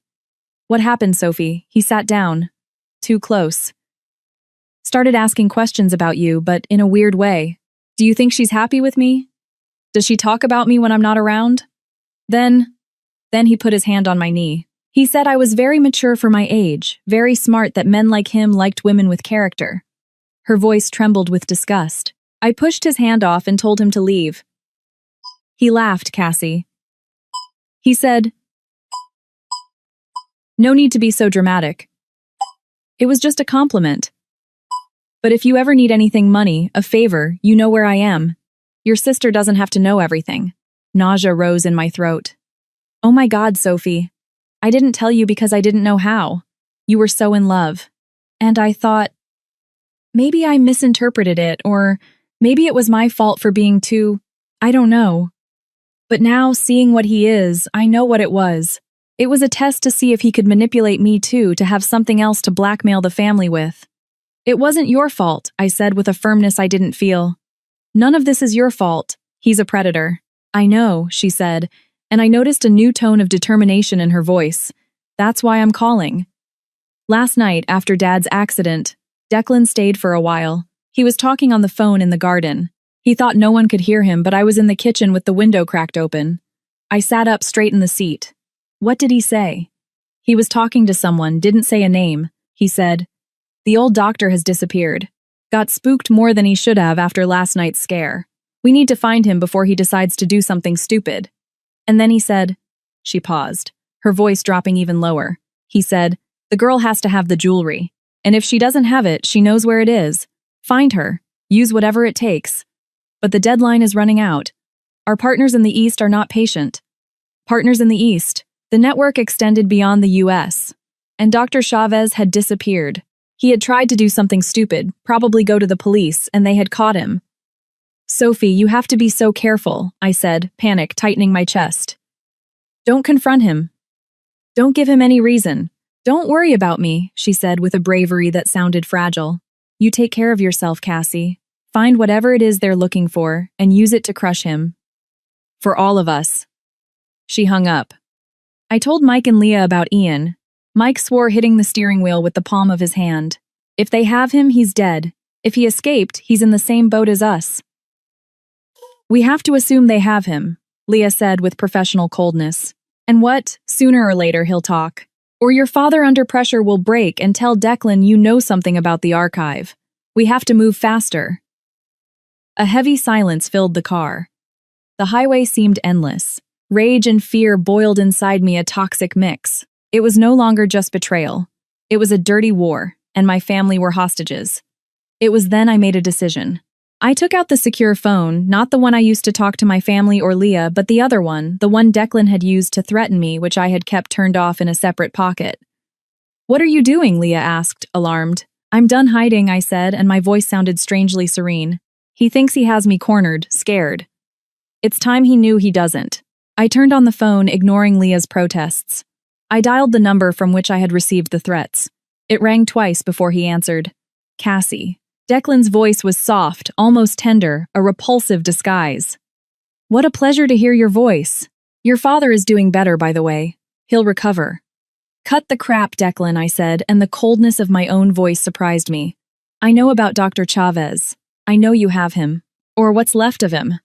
There was a brief, loaded silence. When he spoke again, the kind mask had slipped. His tone was flat, professional. You're smarter than you look. Although running away like a frightened rat doesn't show much intelligence. I wasn't running. I was changing my strategy. Oh, really? And what strategy is that, beautiful? Hiding with your cop friend and that washed-up journalist. His contempt was palpable. You won't last long. And while you do, your family will suffer the consequences of your disobedience. If you touch a single hair on my family's head, Declan, what I have will be sent to Interpol, the press, and your partners in the East in a mass email. I invented the threat on the fly, hoping it sounded convincing. He laughed, a dry, humorless sound. And what is it you have exactly? Some old jewelry. A few rumors about my business. You have nothing, Cassie. You only have fear. I have a code, Declan, I blurted, gambling everything on one card. GHS Nara, 1942. C12 does Joel H. Does that ring a bell? The silence on the other end of the line was absolute. I could almost hear his heart quicken, hear him recalculating all his assumptions. When he spoke, his voice was a steel wire, sharp and dangerous. Where did you get that? My grandmother was smarter than your thieving grandfather, I spat. What Frederick von hid wasn't lost. It was just waiting for the right person. You are not the right person, he said, and every word was a stab of ice. You are an obstacle. A spoiled little girl who thinks she's smarter than she is. Give me back what's mine, the jewelry and the code. And maybe, just maybe, your father won't spend the rest of his life in prison for fraud and racketeering. Not to mention what could happen to good old Ian if he's still breathing. I don't negotiate with terrorists, I said, keeping my voice steady despite the tremor I felt inside. And you, Declan, you're not a tycoon. You're a low-life thug playing gangster. Your empire is built on lies and threats, and it's going to come crashing down. And I'm going to be there to watch. I will find you, Cassie, he whispered, and the malevolence in his tone made the hair on my neck stand up. And when I do, you will regret every word you've said today. You will beg me to forgive you, and I will enjoy saying no. I never loved you, I blurted, letting out all the contempt that had been building for months, years.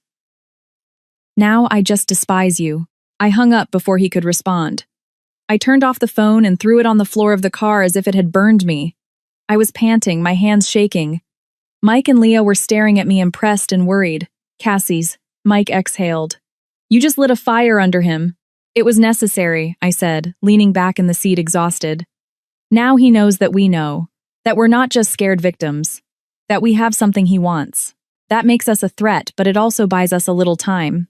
He won't kill us until he has the code and the jewelry. And now he knows we're not going to hand them over easily. That was brave, Leah said with a shadow of admiration in her voice. And stupid. But mostly brave. You've changed the game. He's no longer hunting a frightened prey. He's chasing someone who has declared war on him. Yes, I said, looking out the window at the landscape that was starting to get more hilly as we approached the coast. And the war has just begun. The rest of the trip passed in a tense silence.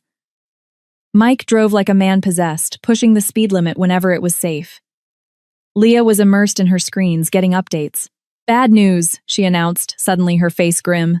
I talked to Victor, my contact at the FBI.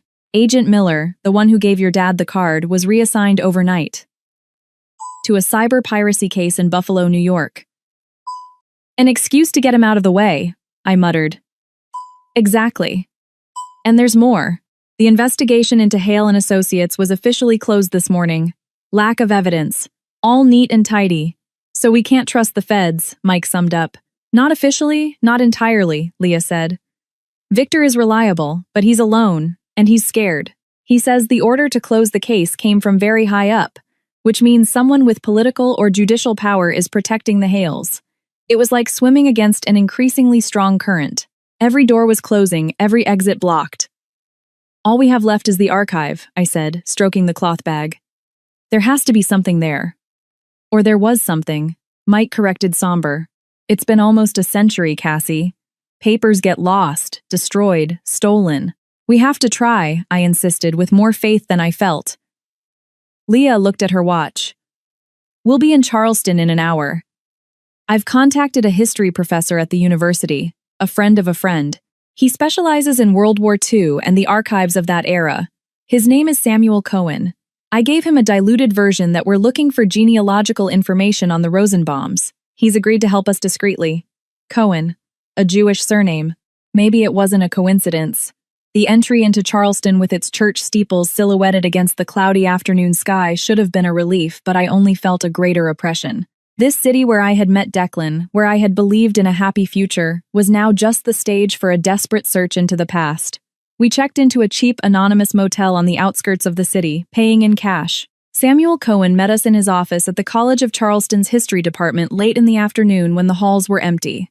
He was an older man with white hair and lively eyes behind tortoiseshell glasses. His office smelled of old books and strong coffee. Leah implied this was delicate, he said, observing us with curiosity. And it has to do with the Rosenbaums, a little-known but significant family. Bankers of Austrian origin established in New York since the late 19th century. They disappeared in 1942.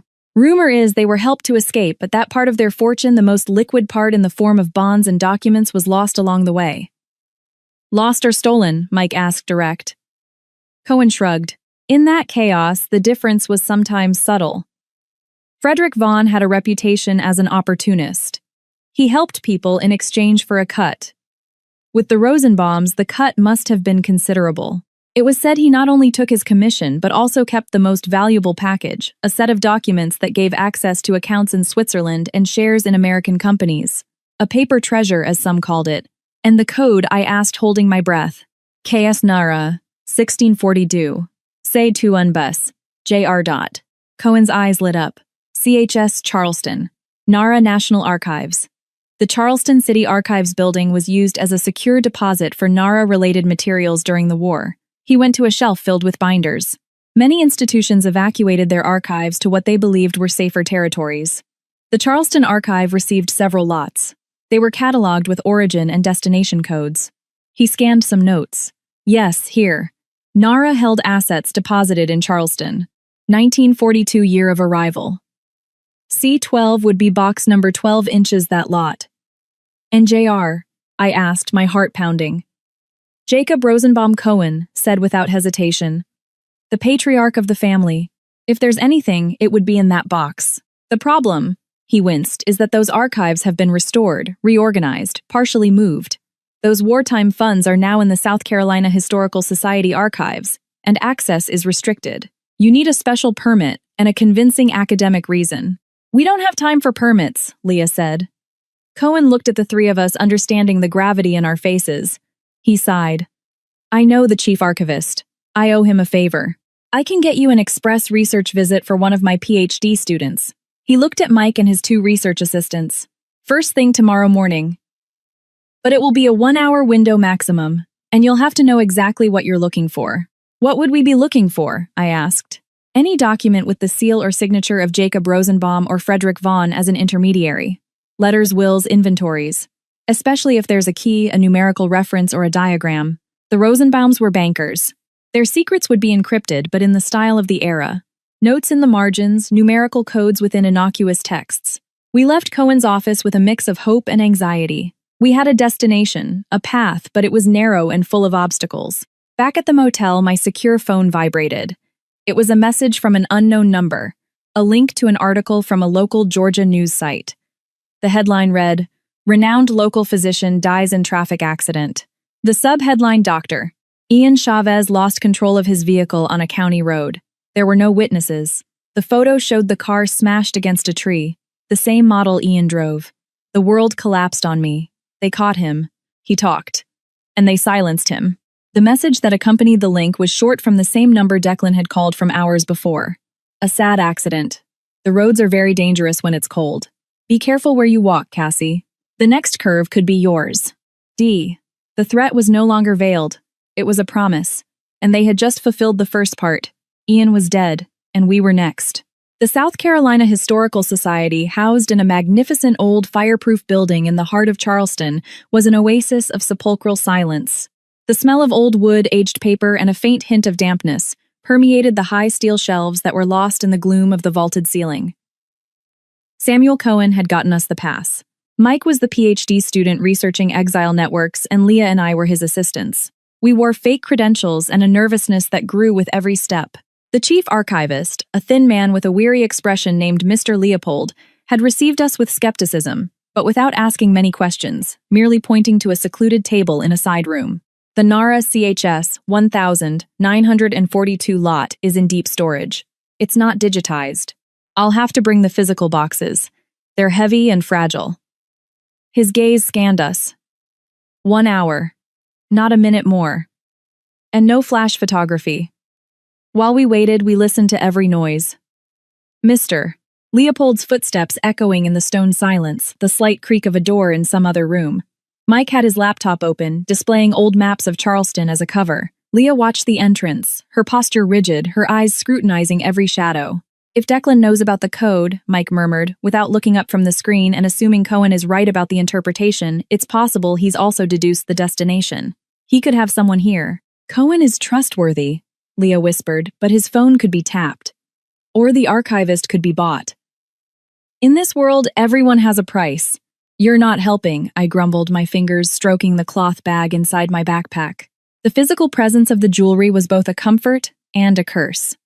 Mr. Leopold returned, pushing a metal cart with 4 large, dusty gray cardboard boxes. He deposited them with a dull thud on our table. Box 10, 11, 12, and 13. Box 14 was lost in a flood in the 60s. You're lucky these are still here. He walked away, leaving us alone with the dust of the past. Box 12. We looked at it as if it were an explosive device. Mike put on thin latex gloves and carefully lifted the lid. The smell of old paper and oblivion hit us even harder. Inside, an ordered chaos. Files tied with frayed cloth ribbons. Cardboard folders with labels written in fountain pen. A few brown envelopes, all covered in a fine layer of dust that dated back decades. Look for any mention of von Rosenbaum or any document with strange notary or bank seals, Mike instructed, divvying up the stacks. The minutes passed inexorably. We skimmed through mind-numbingly boring administrative documents. Inventories of evacuated liturgical objects, lists of books, transport permits. Nothing. Desperation began to climb up my throat. What if it was in the lost box? Or what if it was all a fantasy of my Aunt Pearl's? It was Leah who found it. Here, she said in a low but intense voice. Register of Special Deposits managed by F. Vaughn Intermediary. It was a leather-bound ledger with yellowed brittle pages. Mike opened it with extreme care. Lists of names, dates, brief descriptions. And there, in an entry dated the 15th of November 1942, Deposit No. 47. Name J. Rosenbaum family. Contents. 1 sealed private document case. Intermediary F. Vaughn. Release only to bearer of the Crimson Key and knowledge of the family seal double-headed eagle. Transferred to permanent custody. Protocol CHSNAR A1942C12. The crimson key, I breathed instinctively, touching the spot under my clothes where the ruby necklace hung. And the family seal, Mike added, pointing to a small drawing in the margin. A rather crude two-headed eagle, but it doesn't say where the document case is, just that it was deposited. We searched frantically through the box. Nothing else. Nothing to indicate a physical location, only the record that it had existed. It's a dead end, I said, feeling my strength leave me. We know it existed, but not where it is. Maybe Frederick Vaughn took it, or it got lost, or it's somewhere else. Or it's exactly where he left it, said a calm male voice from behind us. The three of us spun around, startled. A man was leaning against the doorframe of the room, tall, well-built with messy brown hair and a leather jacket over jeans. He had an architect's portfolio under his arm and an expression of concerned recognition. Sorry to scare you, he said, approaching. His voice was deep familiar in a way that shook me to my core. I saw you from outside. You looked nervous, and I heard some of what you were saying. I didn't mean to eavesdrop, but this room has a treacherous echo. Who are you? Leah asked instinctively, stepping between him and me, her hand near where she would carry her badge, though she wasn't wearing it. The man looked directly at me, ignoring her and Mike. His grayish-green eyes held mine. Hello, Cassie. I couldn't breathe. I knew him. He had changed, more mature, with lines around his eyes I didn't remember, but I knew him. Alex, I managed to say. Alex Vance. My ex-boyfriend, the architect I had broken up with over 3 years ago when Declan had swept into my life like a hurricane of promises and glamour. I had left him saying I needed something more, that he was too quiet. Now, standing before me, he seemed like the embodiment of a sanity I had scorned. What are you doing here? Mike asked, suspicious. Work, Alex said calmly. Historic building restoration. I'm assessing some cracks in the dome next door. Mr. Leopold is an old acquaintance.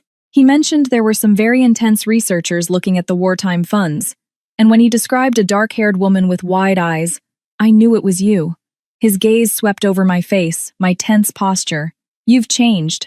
And not for the better, I'm afraid. This isn't the best time for a reunion, Alex, I said, feeling vulnerable and exposed. I can see that. And I heard von Rosenbaum in Crimson Key. Words that by a strange coincidence I've seen before. He placed his portfolio on the table and opened a side compartment. He took out an old photocopy of an architectural blueprint. A year ago, I was working on the renovation of a historic house in the French Quarter. It had belonged to the Vaughn family. During a remodel behind a false wall, we found an old embedded safe. It was inaccessible without the combination or the key. The client, an anonymous investor, said it didn't matter to just seal it up. But I'm curious. I photographed everything, including the symbol engraved on the safe door. He pointed to an enlarged corner of the blueprint. There, worn but clear, was the same double-headed eagle from the ledger. Where is this house? Mike asked, forgetting his suspicion. 5 Chalmers Street, 200 yards from here. And the client was Declan Hale. I interrupted, already knowing the answer. Alex nodded slowly. Yes. I met him once. He came to supervise. Cold man. Asked a lot of questions about any findings, if we had opened anything. I said no, that we were only there to consolidate the structure. He didn't seem to quite believe me. He looked at me again. Cassie, what the hell is going on? The rumors that you've run off that your family is in trouble? And now this. Snooping in archives with wartime names and Declan Hale involved up to his neck. I didn't know where to begin. The fatigue, the fear, the unexpected appearance of a past that now seemed like a lost refuge. It all overwhelmed me. Leah, seeing my distress, took over. Mr. Vance, this is very serious. Cassie is in danger. Her family, too. Declan Hale is not who he says he is. He's a criminal, and whatever is in that safe might be the key to stopping him. Alex didn't seem surprised. He just pressed his lips together and looked at the ledger, then at the blueprint. The crimson key. It's your grandmother's jewelry, the set you always wore on special occasions. I nodded. And the seal is this eagle. The safe is in a house Declan bought, probably knowing it belonged to the Vaughns, hoping to find this. He thought for a moment, but he didn't open it. Or couldn't. He needs the physical key, and maybe something else, something only someone from the Vaughn family or someone they told would know. My Aunt Pearl said my grandmother found a paper with the code inside the setting of the big ruby, I said. But that just led us here to the register, not to the safe. Unless Mike mused, taking the necklace, which I had just pulled from the bag. He examined the main setting, holding the central ruby. She said it was rolled up inside. What if it wasn't just the code? What if the paper had something else on it? A detail your grandmother didn't mention, or your aunt didn't remember. Alex leaned in to look at the setting. Do you have a pin? A fine needle. Leah produced a small sewing kit from her purse. With surprisingly delicate hands for a police officer, Alex took a needle and, under the dim light of the table lamp, carefully inserted it into a tiny decorative hole on the side of the gold setting. He gently pried. With a nearly inaudible click, a side plate of the setting came loose. It wasn't just a mount, it was a tiny locket. And inside there wasn't just the small, yellowed roll of paper Pearl had described. Next to it, perfectly folded, was another thicker piece of paper with an ink drawing. We unfolded it, our hearts in our throats.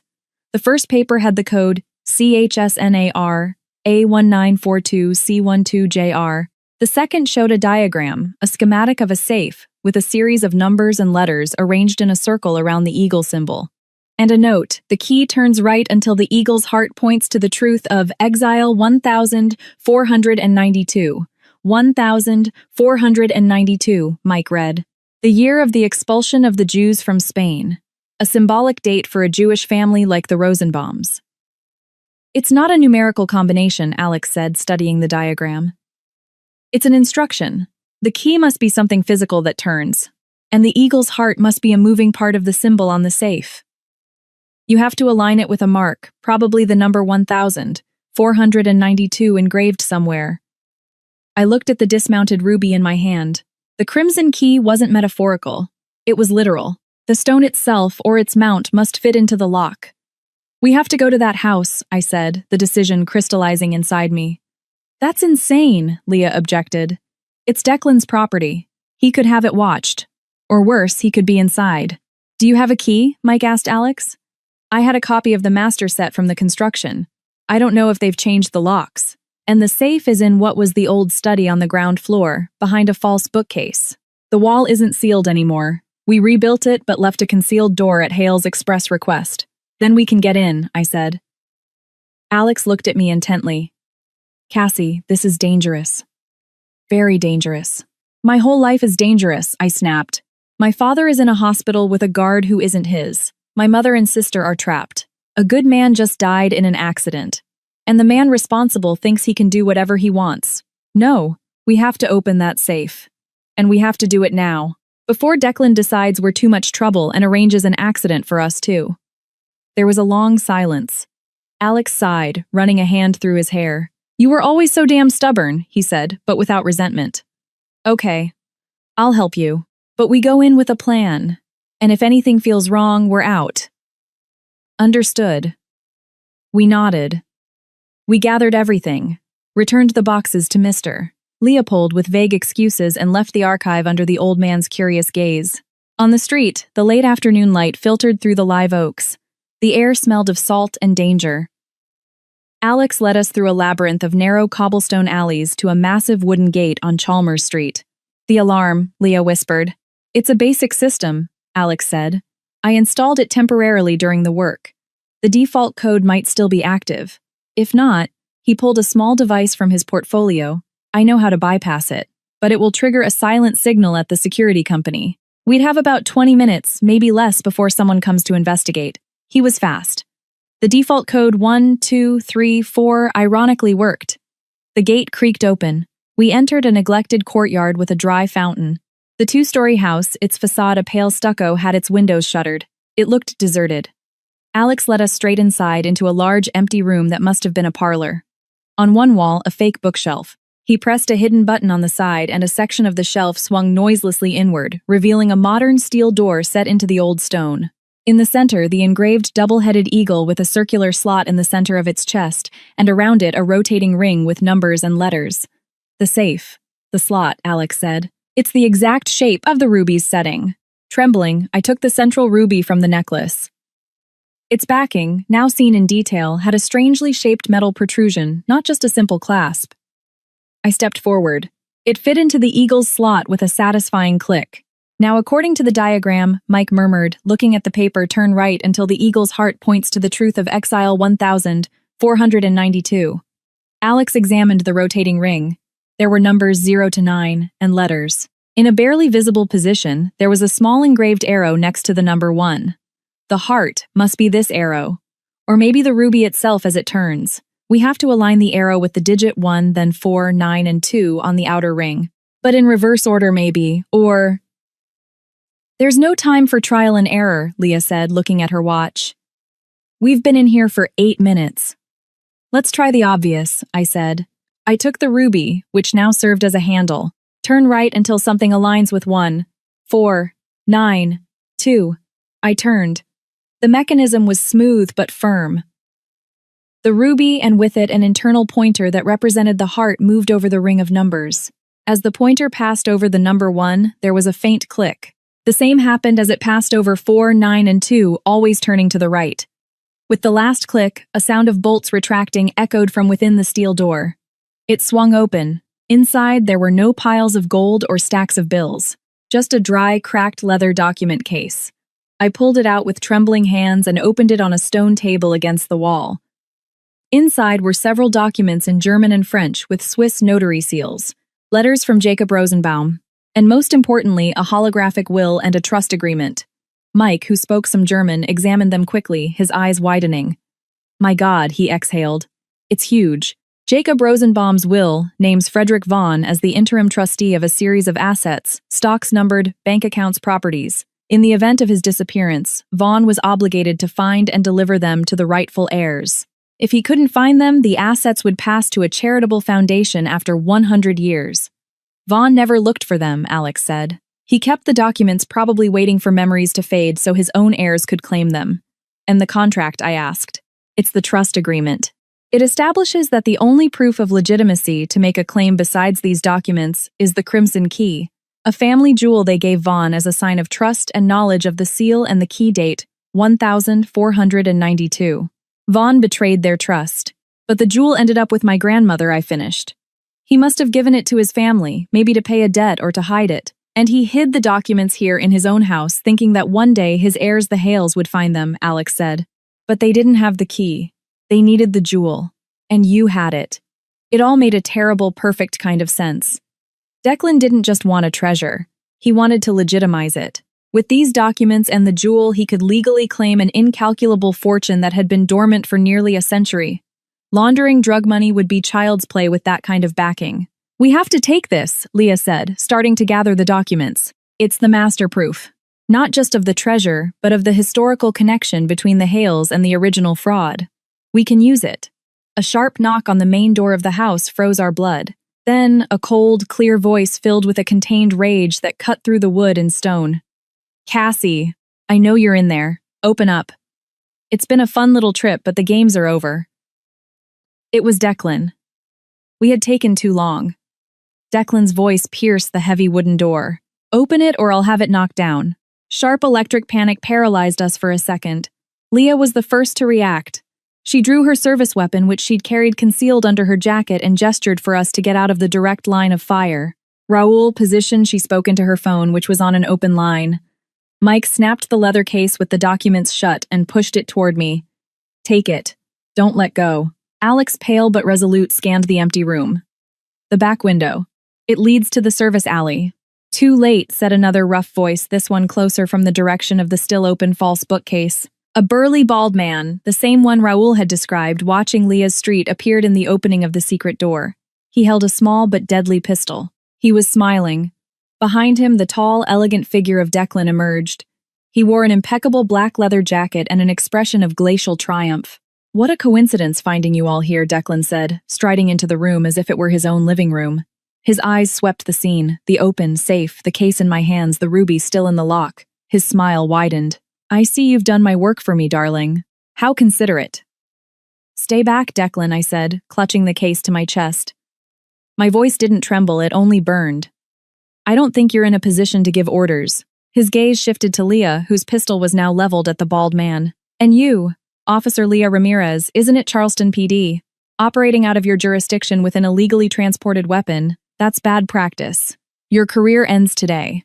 The weapon is registered, Leah lied, not taking her sights off the bald man. And I'm acting in self-defense and in aid of a threatened citizen. Your chauffeur has an expired carry permit, and by the scar on his neck, I'd bet my pension he's the guy we're looking for on assault and extortion charges in 3 counties. The bald man's smile faltered slightly. Declan waved a hand impatiently. Enough theatrics. Cassie, give me the case and the jewel. You've caused enough trouble. And then what I asked, taking a step back. You let us go. Like you let Dr. Chavez go. His face darkened. The doctor had an unfortunate accident, a weak heart and a slippery road. A tragic combination. You can avoid a similar tragedy for your family. My family is under police protection, I said, hoping it was true. You think he asked with genuine amusement? The plainclothes officer at your father's hospital door has been on my payroll for years. Just like the judge, who closed the investigation into my business. Just like the archivist Leopold, who sent me a little text when a trio of researchers started asking about the wartime funds. He looked at Alex. And you, the architect. Sticking your nose where it doesn't belong. How romantic. Rescuing the damsel in distress. Pathetic. Alex said nothing, just stared at Declan with absolute contempt. Drop it, Hale said, a new voice firm and full of authority from the main entrance. We all turned. In the doorway of the parlor, flanked by two plainclothes officers in bulletproof vests and carrying tactical rifles, stood a man in his 50s, with a tired face and a wrinkled suit. Behind him, with an expression of contained fury, was my father Arthur, his arm in a sling and a bruise on his temple, but standing tall. Agent Miller Declan said, unfazed. What an honor. Have you come to arrest these intruders? They've broken into my property. I've come to listen to a very interesting recorded conversation, the agent said, holding up a small device. Thanks to the brave cooperation of Miss Sophie Miller, who with a hidden cell phone has been transmitting everything that's happened in that hospital room, including the very illuminating conversations of your employee. The blood drained from Declan's face. For the first time, I saw a crack in his facade of control, a tick in his jaw. And also, the agent continued to collect the documents Miss Cassie Miller is holding. Documents that, according to an anonymous, encrypted, and verifiable call to my direct superior at the FBI, detail a historic fraud and massive misappropriation that appears to be at the root of the Hale family's current difficulties in laundering their less-than-legal activities. It had to be Mike. While we were in the archive, he must have sent an alert. Those accusations are ridiculous, Declan spat, but his voice had lost its iron certainty. Those documents are forgeries, and this is an illegal intrusion. The search warrant will be here in 5 minutes, Agent Miller said calmly, signed by a judge who thankfully is not on your payroll. In the meantime, I invite you and your associate to surrender your weapons. The charges of armed threats and virtual kidnapping of the Miller family are quite clear. The bald man looked at Declan, hesitating. The tables had turned. We weren't 3 scared civilians anymore. We were the center of an FBI operation. Kidnapping is a strong word, Agent Declan said, regaining some of his composure. A cold, calculating smile returned to his lips. I was merely concerned for my fiancé, who appears to have suffered a nervous breakdown and absconded with documents of my property. Documents of sentimental family value. Liar. My father shouted, stepping forward, his face flushed with rage. Those documents prove your family stole assets that don't belong to them, and they prove your blackmail, your extortion. The words of a ruined and desperate man himself accused of fraud, Declan retorted dismissively. His gaze returned to me. Cassie, this doesn't have to end badly. Give me the documents. Let's forget this misunderstanding. Your family can go on with their lives with a few debts, perhaps, but alive. And you can go to Atlanta wherever you want. Free. It was his final play. The poisoned offer. The promise of escape in exchange for silence. I looked at the case in my hands. Then I looked at my father, injured but upright. At Leah, her weapon steady. At Mike, whose cunning had brought us this far. At Alex, who had come back into my life just when I needed him most. And I looked at Declan, at his cold eyes that had never loved me, that had only seen me as a means to an end. A trophy. A key. No, I said, and the word echoed in the empty room with a force that surprised me. I'm not free if I let you win. I won't be free if my family lives with your sword over their heads. And I won't be free if I let you escape to do to others what you did to me. I walked toward Agent Miller, holding out the leather case. Agent, here is the inheritance of Jacob Rosenbaum, stolen by Frederick Vaughn, coveted by the Hale family, and the proof that Declan Hale tried to seize it through extortion, blackmail, and association with a criminal network that includes drug, trafficking, and money laundering. Declan made a sharp move as if to stop me, but the bald man held his arm. Boss, no. There are too many cops outside. Bitter, absolute defeat washed over Declan's face for an instant. It was only a second, but I saw it. The house of cards was collapsing. Then his gaze fixed on me, and in it there was no rage or fear, only a pure, deep glacial hatred. "This isn't over, Cassie," he said, and his voice was a whisper that everyone heard. "It will never be over." Agent Miller gestured. The plainclothes officers moved forward to cuff him. It was then that two muffled shots rang out from the alley. Sniper Leah yelled, shoving me to the floor. Chaos erupted. The agents ducked for cover. The bald man used the confusion to push Declan toward the secret door. "This way, boss." "No," I screamed, watching as Declan, with one last hateful look at me, disappeared behind the false bookcase, followed by his thug. Leah and the agents ran after them as Agent Miller barked orders into his radio. There were more shots from outside than the screech of tires. I stayed on the stone floor, trembling. The case was now in the hands of the law. The ruby lay on the floor next to the open safe. My father knelt beside me, wrapping his good arm around me. "I'm so sorry, sweetheart," he murmured, his voice thick with emotion. "I'm sorry for all of it." "It's not over, Dad," I whispered, looking at the door where Declan had fled. He said it. "This isn't over." And I knew with a chilling certainty that he was right. We had won a battle. But the war against the shadow of Declan Hale, and everything he represented, had only just begun.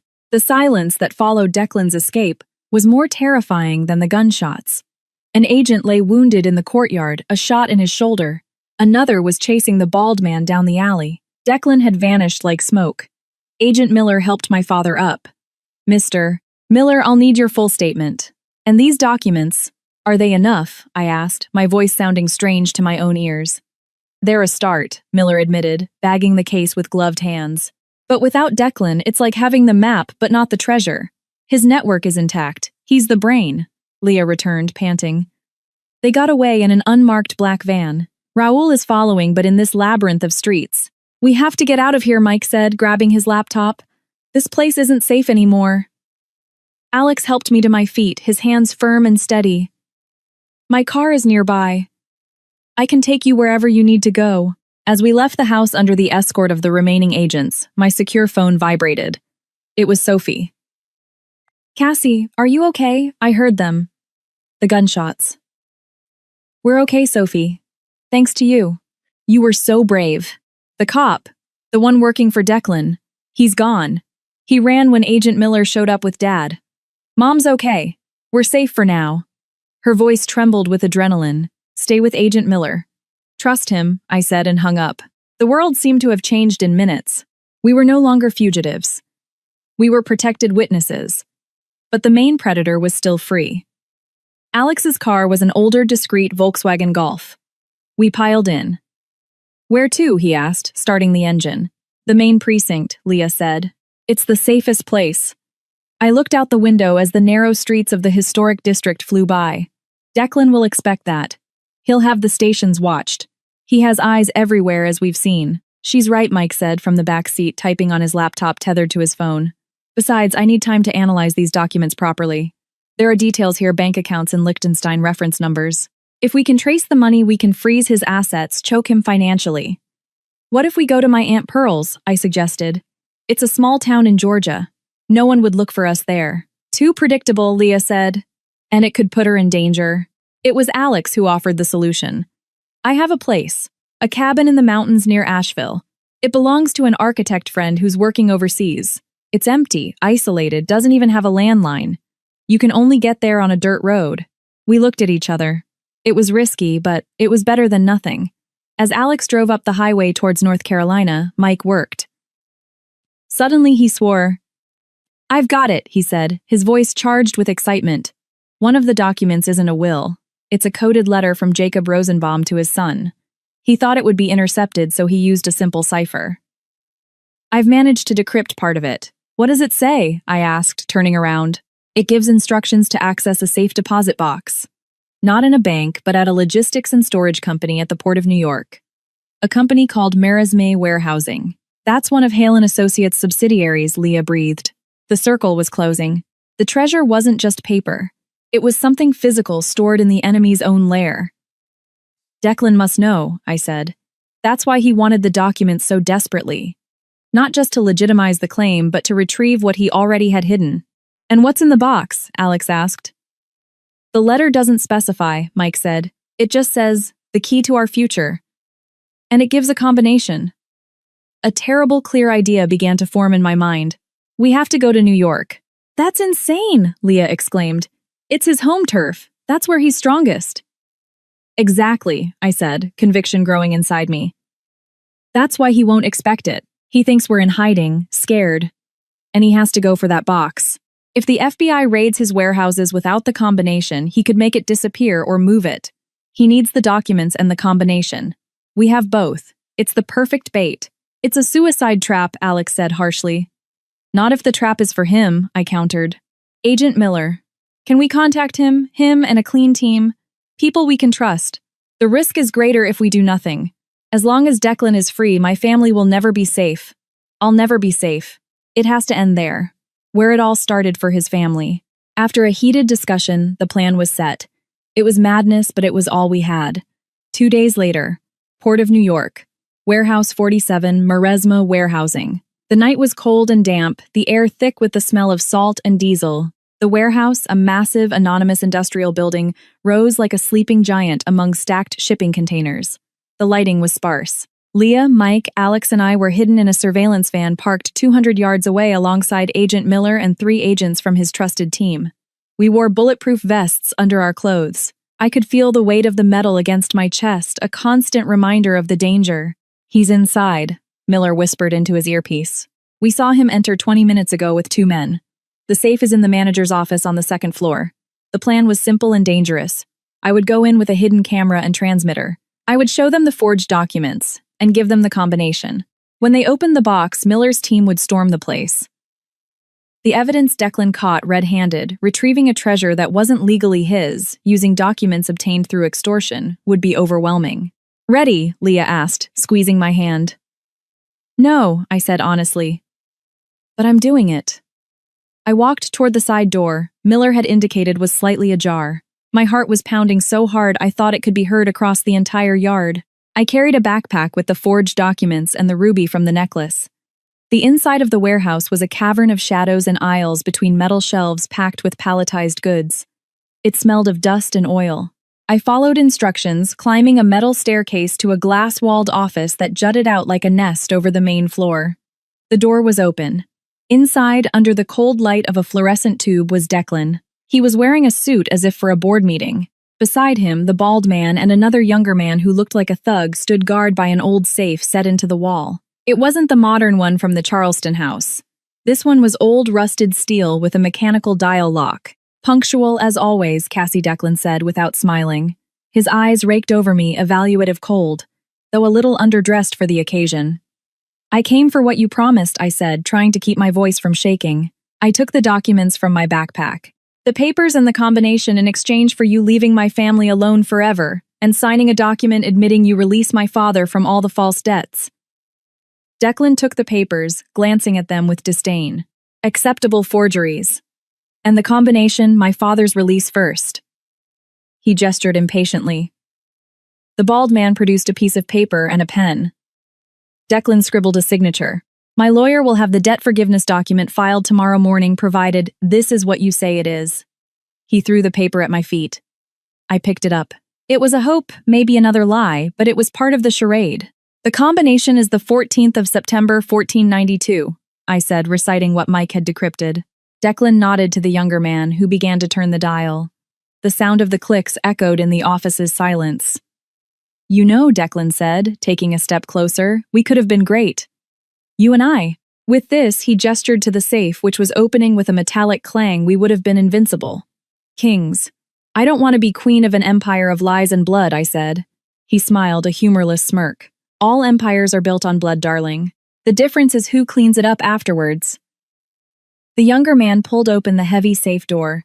Inside, there was no gold or jewels, just plastic-sleeved documents, a few old ledgers, and a small wooden box.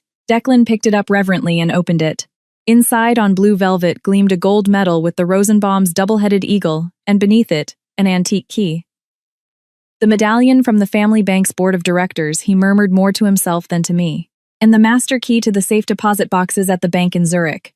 Inactive since 1939, but with the right codes and this key. His smile was real this time, triumphant. The frozen funds are reactivated, cleaned, made real. It was the final link, the physical proof that connected the documents to the real fortune. Now, he said, closing the box, I'll keep my part of the deal. I'll let you go. His gaze turned icy. though I know you didn't come alone. The feds are outside, aren't they? I froze. He knew. You're predictable, Cassie, he continued calmly. Honorable to the end. That's why I'll win. He looked at the bald man. Prep exit B, and send a message to our friends outside. Tell them to start the show. At that moment, from down on the warehouse floor came the sound of a scuffle followed by a muffled cry and then a soft pop. Miller, I cried out, unable to stop myself. Declan laughed. Your agent has a price like everyone. A very high price, but a price nonetheless. The office door burst open, but it wasn't Miller. It was Alex, shoving an armed man before him, the man's wrist twisted behind his back. Leah was behind him, her gun in her hand. The show's canceled, Hale, Leah said, aiming at the bald man. Your man outside is in cuffs and Agent Miller's clean backup is surrounding the building. Your people are being arrested. Declan didn't seem flustered. In one swift movement, he grabbed my arm, pulled me against his body, drew a small pistol from the small of his back, and pressed the barrel to my temple.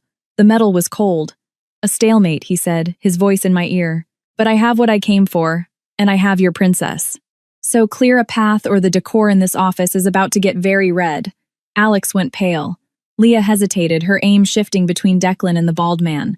Let her go, Declan said, a new voice from the door. My father, Arthur, stood there leaning on the frame. Leah must have brought him despite everything. He was pale, sweating, but his gaze was firm. Ah, the fallen lawyer, Declan said with contempt. Come to watch your favorite daughter die, I've come to give you this, my father said, and in his hand he held a small digital audio recorder. It's Dr. Chavez's full confession, recorded 2 days before his accident. It details everything. The drug shipments, the blackmail, your name, your father's name, the judges and cops on your payroll. I've sent it via encrypted email to 3 major newspapers, to Interpol, and to the Department of Justice, with instructions to publish if I don't turn up alive in the next 12 hours. For the first time, I saw Declan's control completely shatter. A flash of genuine panic crossed his eyes. That's a fake recording. You think so? My father asked with a deadly calm. Ian knew he was going to die. He wanted to leave a testament, and he did. Your empire of lies is over, Declan. Let her go. The tension in Declan's arm increased. I felt the barrel tremble against my skin. I looked at Alex, his eyes full of terror and determination. I looked at Leah, her finger on the trigger. I looked at my father, standing like an ancient judge. If you kill me, I whispered for his ears only, that recording gets published anyway. And your name will be mud forever. You won't be a fugitive tycoon. You'll be a common murderer. The very trash your family always tried to escape. It was the final blow. His pride, his obsession with legitimacy, with being more than a thug, broke. A groan of pure rage escaped his lips. In that instant of distraction, Alex moved not toward Declan but toward the younger man by the safe. He snatched the gun from the man's waistband and threw it against a metal shelf with a loud crash. The noise made Declan flinch, his eyes darting away for a fraction of a second. It was all the time Leah needed. The shot was sharp and precise. Not to the head, to the arm holding me. Declan screamed in pain and surprise. His grip loosened. I dropped to the floor, rolling away from him. The pistol fell from his wounded hand. It all happened fast after that. The bald man tried to raise his weapon, but a second shot from Leah to his leg brought him down. Miller's agents stormed the office, subduing the men. Declan, writhing on the floor, clutching his bleeding arm, looked at me. There was no hatred in his eyes now, just an infinite emptiness. The disbelief of a man who had lost absolutely everything. I'll destroy you, he spat, but the words had no force. They were the echo of an empty threat. No, Agent Miller said, cuffing him. You're going to spend a long, long time in a place where you can't destroy anyone. And your partners in the East, when they learn you've fallen and the feds have all their names on that recording, they'll probably make sure that time is limited. I stood up, trembling. Alex rushed to me, wrapping me in his arms. Are you okay? Are you okay? He murmured over and over, more to calm himself than me. My father approached, placing his good hand on my shoulder. He said nothing. He didn't have to. I looked at Declan being hauled up by 2 agents, the gold medallion and master key confiscated, his empire of smoke vanishing before his eyes. I didn't feel triumph, just a profound exhaustion and an even more profound relief. The war at last was over. Epilogue. 3 months later, the spring sun warmed the patio of a small cafe near Charleston's waterfront park. I was no longer wearing the ruby. I had donated it along with the rest of the jewelry to a foundation that searched for the descendants of families dispossessed during the war, including the Rosenbaums. It was the right thing to do. The Declan Hale case had exploded in the media. Ian's recording, combined with the documents from the warehouse and our testimony, had uncovered a web of corruption that reached into high places. Several judges and police officials were under investigation. Hale and Associates was bankrupt and under federal receivership. My father, in exchange for his testimony and the evidence he provided, had reached a deal with the prosecutor, a year of probation and a 5-year suspension of his law license. It was a small price to pay. He was at home trying to rebuild his life and his marriage with my mother. Sophie was back at college a little harder, a lot wiser. Mike had written the exclusive of the century, catapulting his career.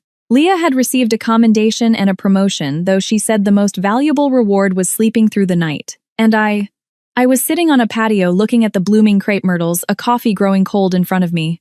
I had left the fashion magazine. I couldn't go back to that world of appearances. I was working with Mike on a new digital publication specializing in investigative journalism. We called it Veritas. "What are you thinking about?" Alex sat down across from me, placing 2 fresh croissants on the table. He had moved back to Charleston for his restoration projects. And slowly, without rush but without pause, he had moved back into my life.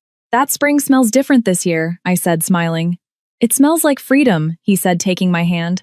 Not everything was perfect. Sometimes I still woke up with a start, thinking I heard Declan's voice. Sometimes my father would stare into space heavy with guilt. The emotional and physical scars were still there. But we were alive, and we were together. And the fear, that icy fear, that had paralyzed me on Christmas Eve, had transformed into something else, a cool, clear determination. I was no longer the naive girl who had fallen for a mirage. I was someone who had looked into the abyss and managed not to fall. Declan was awaiting trial. His threats from prison were sporadic, filtered through ambitious lawyers. They didn't scare me anymore. He was the past. I took a sip of the still warm coffee. Alex was smiling at me, telling me about a problem with the foundation of a 17th century house. It was real. It was simple. It was life. I looked out at the harbor, the bridge arching against the blue sky. Christmas Eve had been shattered, breaking the illusion of my life into 1,000 pieces. But from those pieces, I was building something new. Something solid. Something true. And for the first time in a long, long time, I wasn't afraid of the future. I'm freezing. I'm bleeding. Slowly fading away. But don't worry, I'm fine.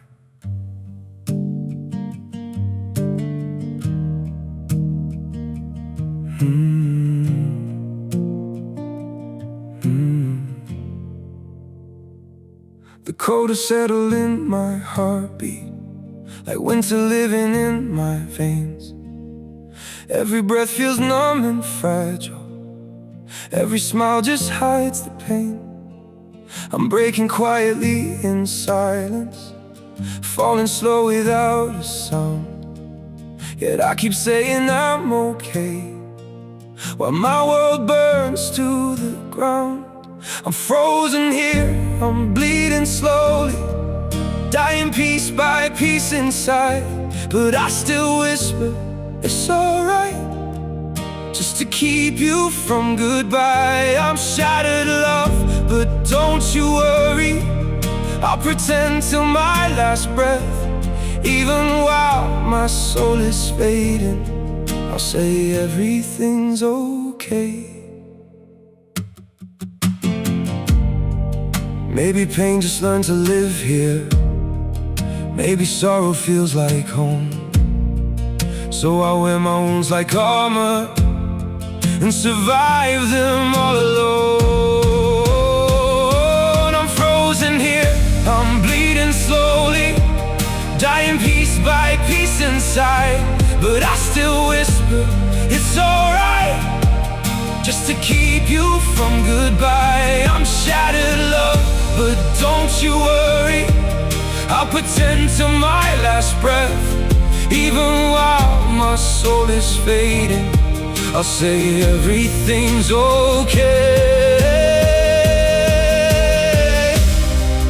If you ever see me smiling, No, it's just my last defense, 'cause sometimes love means hiding how much you're suffering. No, I'm frozen here, I'm bleeding slowly, dying piece by piece inside. But I still whisper, it's alright, just to keep you from goodbye. I'm shattered, love, but don't you worry, I'll pretend till my last breath. Even while my soul is fading, I'll say everything's okay. It's okay.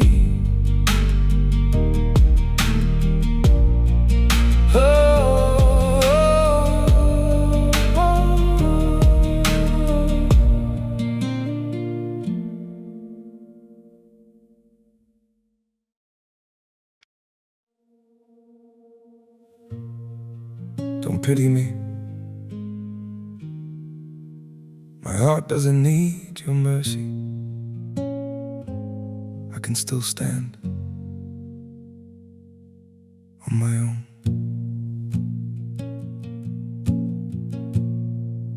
I was broken by your leaving, fell deeper than I thought I would. But pain has taught me how to heal now and survive what once I couldn't. You don't have to look back sadly, don't reach out with guilty hands. What you shattered made me stronger, now I rise where I once collapsed. My heart doesn't need your pity, not another empty sign. I've got enough strength left within me to rebuild this life of mine. My feet are steady through the sorrow, I can stand through all the pain. You don't have to save me, darling, I'll learn to breathe again. I once begged for your affection, now I've learned my worth in scars. And the man you left in pieces found his own way through the dark. My heart doesn't need your pity, not another empty sign. I've got enough strength left within me to rebuild this life of mine. My feet are steady through the sorrow, I can stand through all the pain. You don't have to save me, darling, I'll learn to breathe again.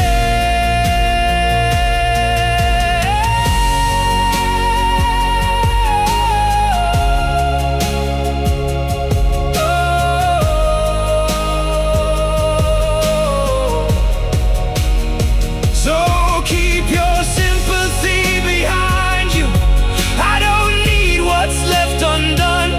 Sometimes losing who once broke you is how healing has begun. My heart doesn't need your pity, not another empty sign. I've got enough strength left within me to rebuild this life of mine. My feet are steady through the sorrow, I can stand through all the pain. You don't have to save me, darling, I'll rise alone again.